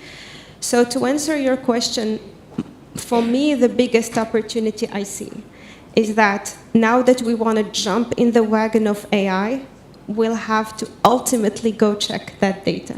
So as a country, for example, if we talk citizen services, if we talk economy, if we talk agriculture, anything that AI can change, all those different industries will have to first go and build that data. And in some instances, we'll need to build it from scratch. I love the fact that Doctor already talked about Darija LLM. So now if you use ChatGPT and you want to talk in Darija, it will give you some answers, maybe because it learned from all the people who tried to query it in Darija, but it's not going to be a proper one. So if you are hoping for a citizen service that can talk to people in Darija, you're not going to get there until you build one. So the question is, where is the corpus? Where is the data? Because if you go and check how those LLMs have been built at the core, yes, there is technology like transformer architecture and all that, yes. But if you read any paper, you'll find a lot of corpuses. There's Wikipedia, then there is corpus for this and corpus for that people have built over a long time. And that's that data. And we're talking millions and millions and millions, sometimes trillions of tokens that we put there. So that's going to be our challenge, all of us here, to put, and then we'll be able to do that. And I thank Dr. Ktani for mentioning that because it's so important as a topic. So that's number one. Number two is going to be, of course, leveraging all the tools and technology. I'm a big believer in open source. There's a lot of it and a lot of talent that we have here. So I have no doubt that with this event that we have here, the universities being on board, that technological aspect, that divide is going to be bridged pretty quickly. So I would say that that's the part that kind of worries me less. There's a lot of work to do, of course, but I think I see the end of the tunnel for that one. And the last one, very quickly, is digital literacy. So yes, let's stay in the citizen topic. Yes, I'm putting a soft solution out there. Can people use it? Do people know how to interact with it? Do people have the right expectations about what it can do and cannot do? And that's a lot of communication, that's a lot of enablement, and that's digital literacy, basically, that we need to have, where education, of course, all the ministries of education, higher education, of course, are involved, and everybody else. So, loaded question, but that's what we need to have. Thank you. Just maybe to continue on this, let's say, productivity question to Antonio. I heard a lot of notions that you talked about what are the fields where we can really build productivity from an organization and economy point of view. But from an individual perspective, first, can we move from, let's say, research on AI, which is quite booming right now, to a kind of, let's say, craftsmanship, where we empower individuals to build kind of new tools that improve their everyday productivity. And can we imagine, for example, in the very near future, some kind of digital twins that can act on behalf of a person, that can help him multiply himself in a very significant way? I mean, do you think that right now in the level of research we have, the type of products and tools that we have in the market, we can really build some kind of exponential or scalable productivity on an individual level?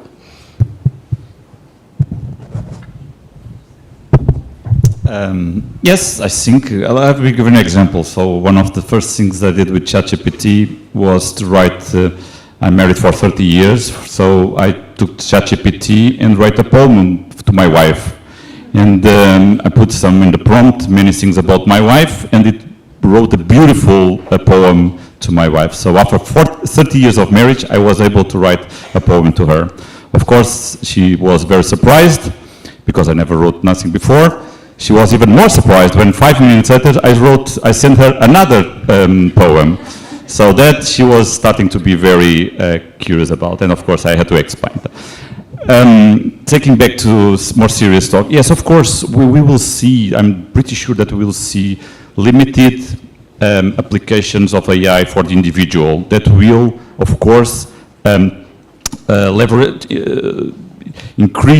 enhance their ability to do things. And I think, of course, all of us here now already use ChatGPT-like tools in our day-to-day life. It's incredible. If you talk to students, they find it incredible. And we will find other applications besides this type of tools in day-to-day working environment and at home or in the interactions. I'm not so sure about if you can replace in the terms of digital twins, pure digital twins, what humans like. But the good thing about having these tools is that they can help us do things better. If we think that everything that we develop in terms of AI can improve our day-to-day life, and they will, for sure, we need to be very optimistic about enhancing human people on doing more things, more interesting things, and doing less boring and eventually very tiring activities. So my answer is yes, we will find for sure in the next coming 5 years many new applications of AI tools. I suspect that they will be very limited in their scope, but as time goes by, we will likely to have more wider scope of applications. But the good thing is, last week I was in a conference, and there was a keynote speaker, a guy that I know very well, that talked about his manufacturing development, and he said, it's wonderful to have all these robots, because robots do not have creativity, and human people on the production line have a lot of creativity. So the good thing is that humans are very creative, and as we get more things get more automated with some of these tools, humans will find very other interesting things to do with the time that they will have for free, thanks to AI tools, and to imagine new activities. That's great. I think just to give you some figures about Morocco, we have right now more than 300,000 people using on an everyday basis ChatGPT, for example, and I think if we take more other LLM models, we should be around 500,000 every day, and it's one of the top 10 top websites visited in Morocco. That proves that there is some real usage on a daily basis for a lot of individuals. Of course, it needs to be improved, but that's, I think, a good start. I will go to Francisco, and I think there is a transition here because Antonio talked about the fact that it can replace a lot of repetitive tasks, but it will leave floor to innovation from individual perspective. How do you think the job market will change in coming 5 or 10 years in terms of what type of skills will be asked from the individuals coming to the market? We're in one of the best universities and engineering schools in Morocco, and I think there is a big question about how universities need to change in order to be able to prepare people for the new market post this AI era.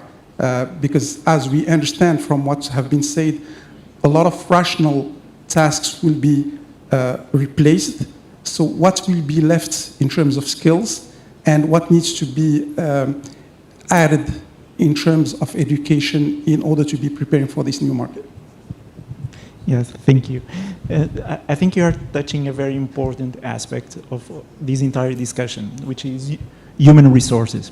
So every time we speak about this explosion or this transformation, we are implicitly assuming that we will have human resources to cope with it. When we speak about regulation of AI, you expect that you will have AI experts ready to control and assess standards and so forth. And the fact is, we don't. We don't have these resources. Universities do have a role here. It's pretty clear in the projects that we just discussed this morning that when you open a call for a postdoc in machine learning or whatever, it's pretty hard to find good candidates sometimes. And this is an issue here. So universities do have a role, as I said, but it's also an opportunity. And I follow the words by Professor Amal that mention how important it is to use this change as a possibility also to change the society. So we heard about women and girls in AI and computer science. I will put everything in the same box, computer science and AI, but because I think is more reasonable. And so we have a chance to do something different, to change the workforce in that direction, having this unbalance in some senses in mind. Other thing is that the type of science that we are building here is not exactly the same that we were facing 50 years ago. Calculus was the base. These days we have statistics as a base, computing as a base. Are we changing our engineering courses accordingly? Not necessarily. So we do have space to adapt, to think if you really need to have 5 courses in calculus and 2 in algebra and so forth. Do we really need more statistics? Yes. Do we really need other types of skills? Yes.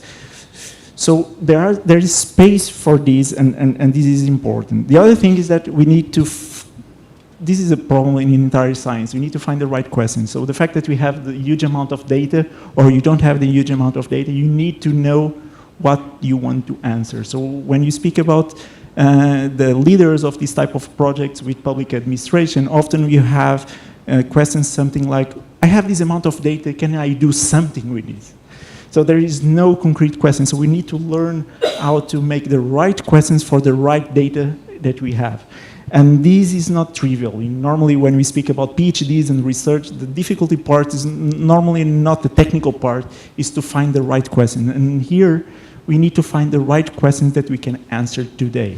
Perhaps in 5 years it will be different, but I think that's the important, there are important issues here, and they are touching a very important issue of human resources. Thanks. Yeah, thank you, Francisco. But just, to continue on this question, but the question is for all the panelists.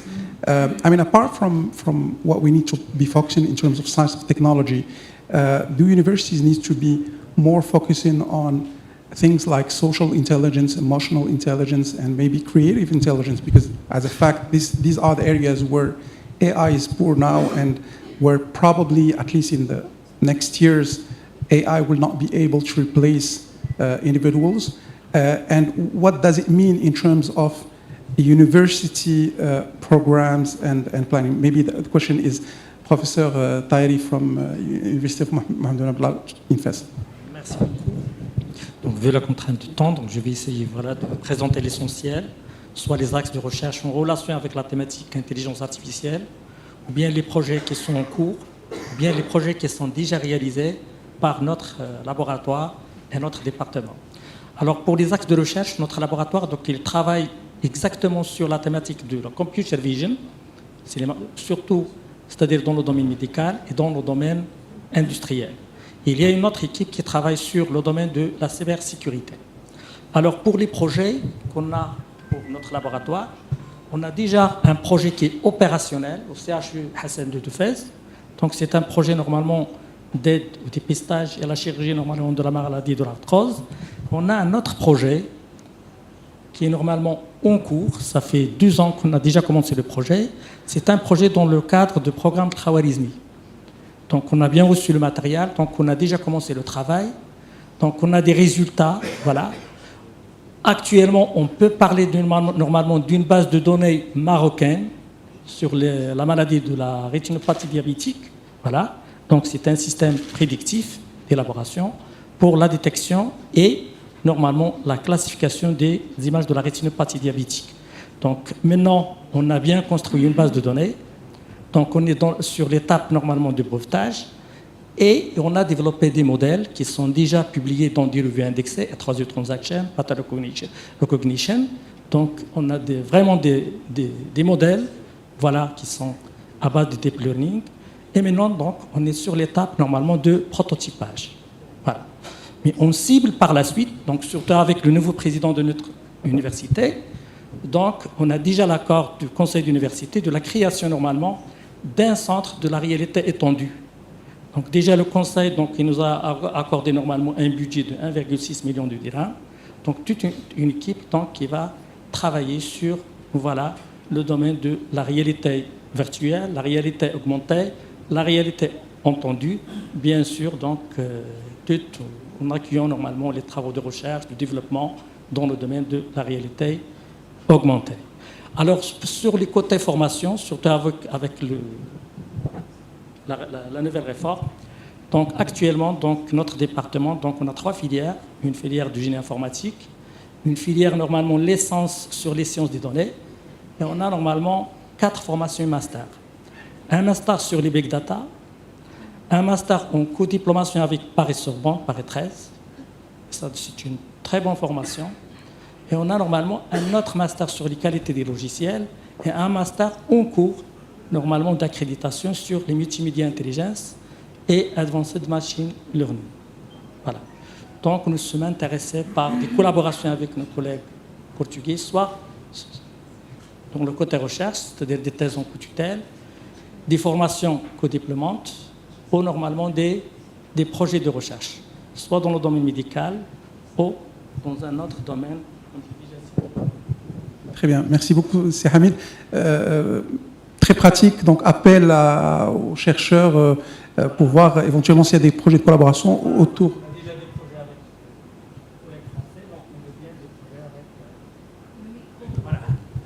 Puisqu'on a déjà des projets qui sont bien réussis avec nos collègues français, donc on veut bien, nous sommes intéressés par des projets, soit de côté formation, surtout pour le niveau master, ou bien des thèses en co-tutelle, normalement des projets de recherche.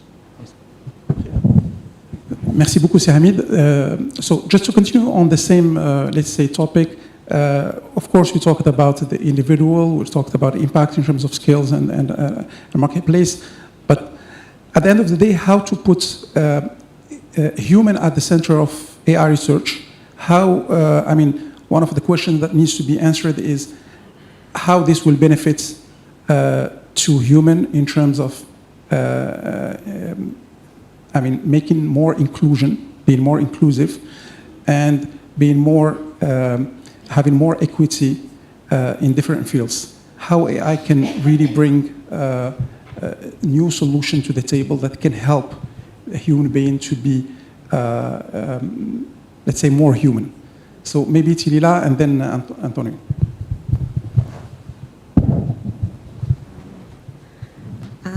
I would start with one topic that's very dear to my heart, which is healthcare.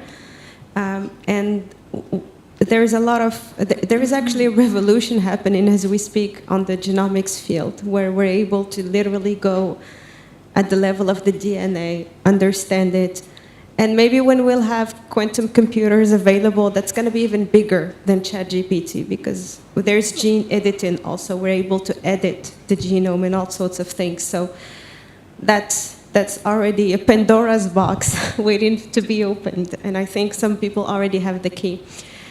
A big question there is right now, the genomes that you have available are usually Caucasian genomes. Actually, the reference genome right now is a Caucasian reference genome.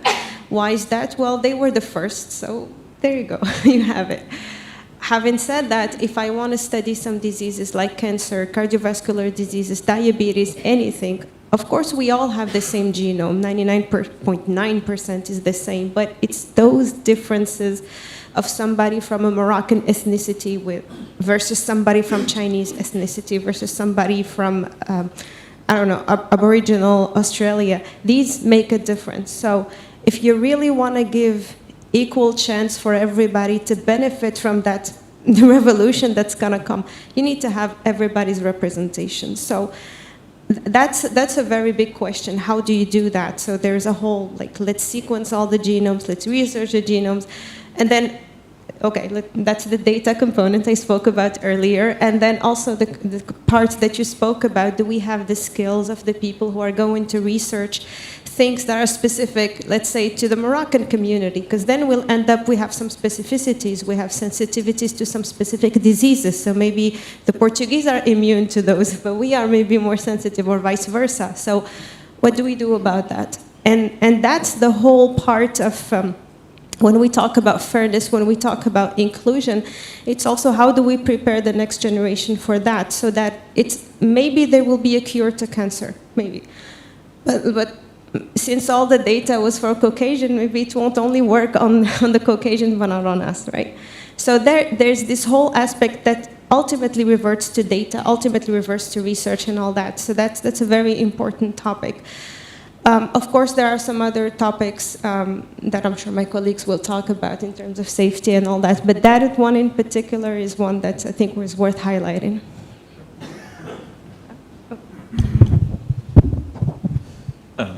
I will add another point that I think it's believed already spoken here, but I think it's worth reinforcing. I think there is truly a danger here that if if we leave these tools only to certain to people with certain skills, there's the big risk that a large part of the population will be feeling out of what's happening. And we know since Jupiter that if you are with the new technologies, your social and economical status will increase. But if you are out of the new technologies, of the emerging technologies, your social and economical value will decrease. It has been always like this. So we need to be sure that as AI progresses and we have more of these tools within our day-to-day life or in working environment, we need to be sure that people do not feel like it's not for me. I cannot cope with this type of technology. I'm not going to understand because it's way too much.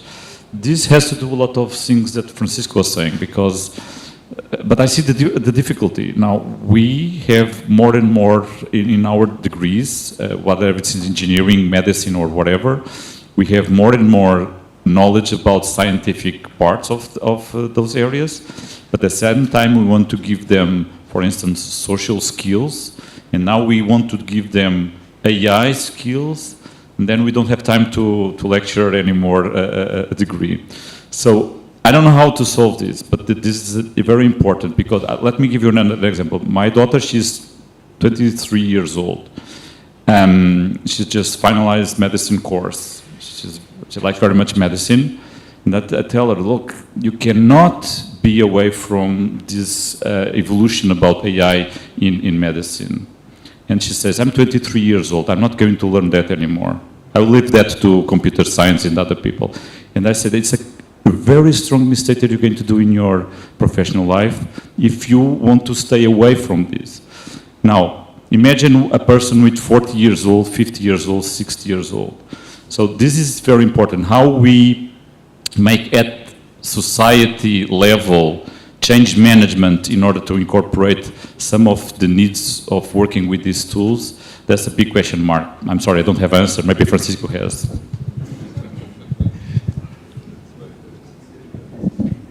Should I? Yes.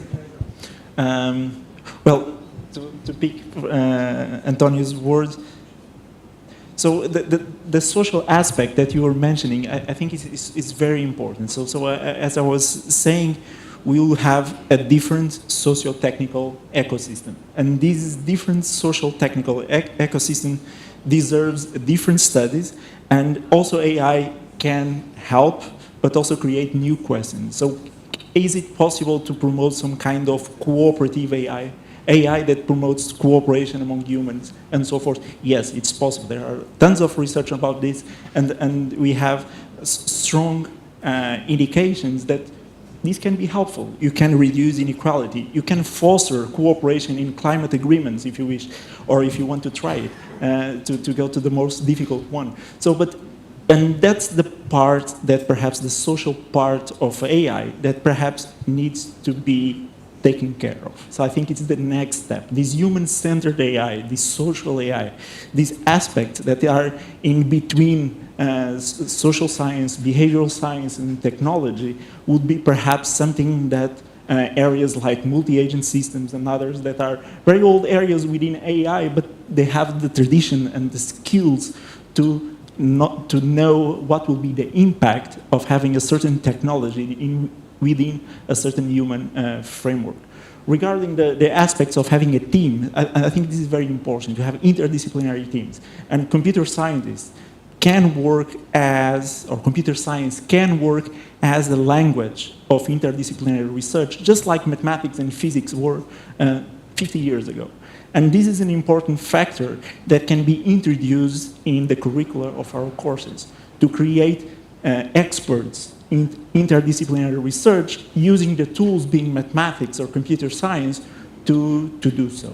And in that case, I'm rather optimistic, but we need to change some stuff. Thank you very much for your insightful answers and sometimes also questions. I don't know if the any future panel will also include some kind of robots or artificial intelligence who can be also participating in the discussion. But I want to finish by saying that I think in this world dominated by artificial intelligence, we need all of us to be every day exceptionally more intelligent, extremely less artificial, and profoundly more human. Thank you very much for your attention. And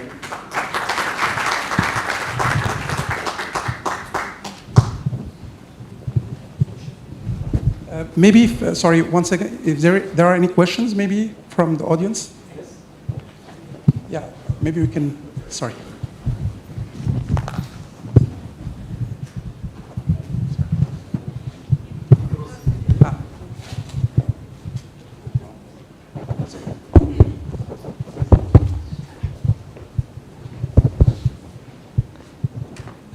Bonjour tout le monde.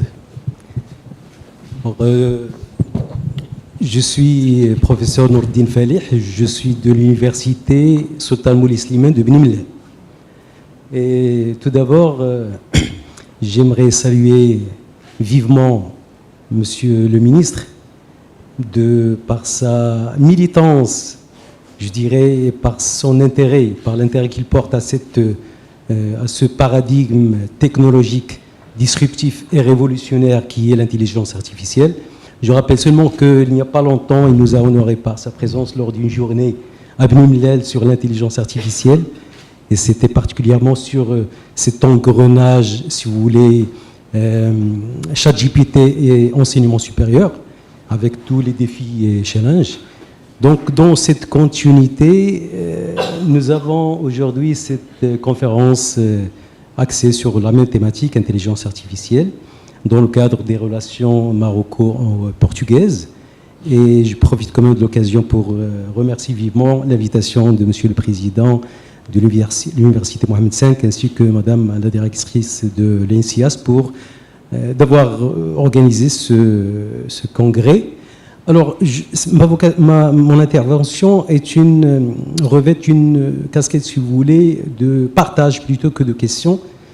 J'aimerais juste vous parler un petit peu de ce que nous faisons au niveau de la région Beni Mellel Khnifra. Je rappelle seulement pour nos amis portugais que la ville de Beni Mellel, soi-disant, c'est la capitale de la région qui s'appelle Beni Mellel Khnifra et qui est au centre du Maroc et où l'agriculture joue un rôle prépondérant dans le développement économique de la région. Alors dans ce volet, et dans cette optique, quand même nous travaillons sur un certain nombre de projets sur l'intelligence artificielle et particulièrement, particulièrement si vous voulez projeter ou bien appliquer à l'agriculture. D'accord ? Donc ici on parle de tout ce qui est agriculture digitale ou bien agriculture 4.0. Et dans ce volet, nous avons quand même pas mal de projets de fin d'études dans le cadre pédagogique et dans nos masters.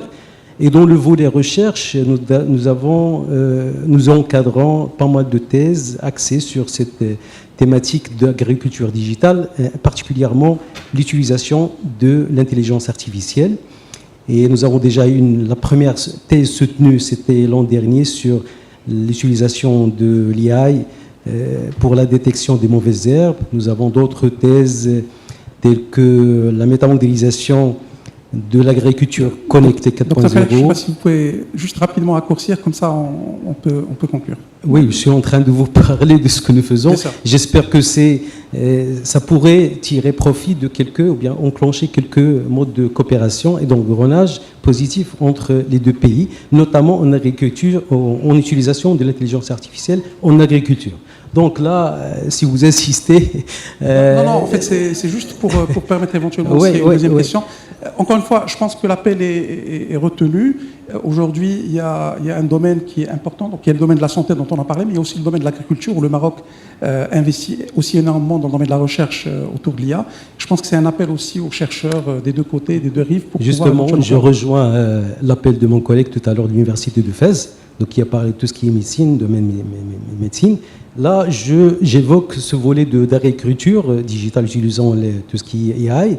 Et donc, nous sommes à votre disposition nos amis portugais pour décrocher ou bien sillonner encore une fois d'autres projets. On sait qu'il y a des projets PRIMA, etc., orientés à l'agriculture, mais on pourrait enclencher d'autres engrenages, Inch'Allah, dans ce volet. Merci beaucoup. Merci à vous, beaucoup, monsieur. Peut-être maybe a final question or any kind of remarks to yes.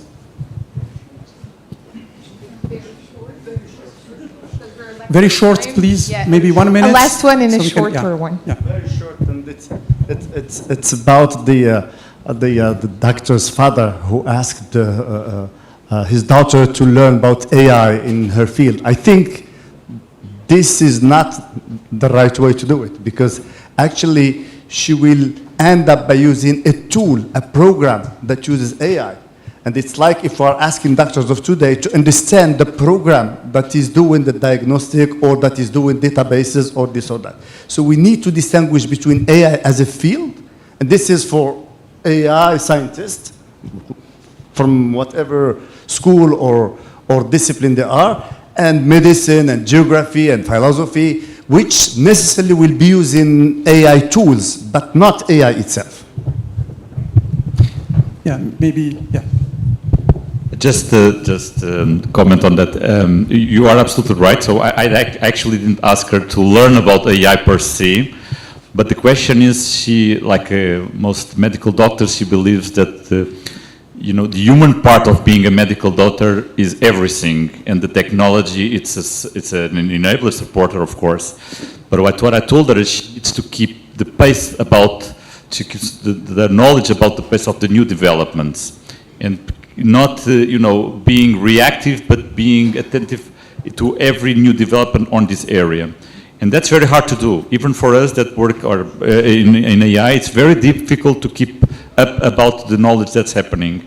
And let alone a medical doctor that doesn't even care. Eventually in the future, she or he will try to learn about the potential applications of AI. That's the problem. People need to be aware of the potentialities of this tool in order to make it useful in day-to-day work. Perfect. Thank you very much, Antonio. Thank you to all my panelists. It was a great debate. I will give the floor to Dr. Mahagri Mira for final remarks. Thank you very much. A family picture, Zuhair. A family picture of the panel. They want to take a family picture of the panelists as well as the moderator.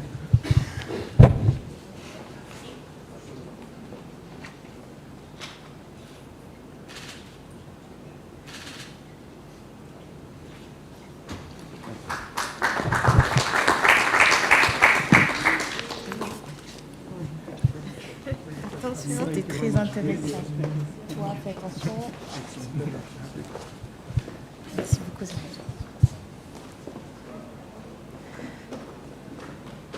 So I promise I won't be long. So as this conference day comes to an end, let's start this closing remarks session by first have another round of applause to the Portuguese delegation present here, but also to the speakers as well as the moderators. Thank you. So speakers have really enriched the debate with the great ideas, as well as you have all noticed today's avenues of collaboration between our two countries are many and very promising. I would like to thank both Her Excellency Mrs. Elvira Fortunato and His Excellency Mr. Abdeltif El-Marawi for their great leadership, their vision, and their deep involvement towards a more resilient and powerful and empowered university and education largely. And finally, I think we all agree that it has been a great success today, maybe which exceeds our expectations. Looking forward to concretizing this strong partnership, and by putting researchers, of course, as you said, researchers from both shores together, creating the right synergies, leveraging through education, innovation, and research, a strong relationship between Portugal and Morocco. Thank you.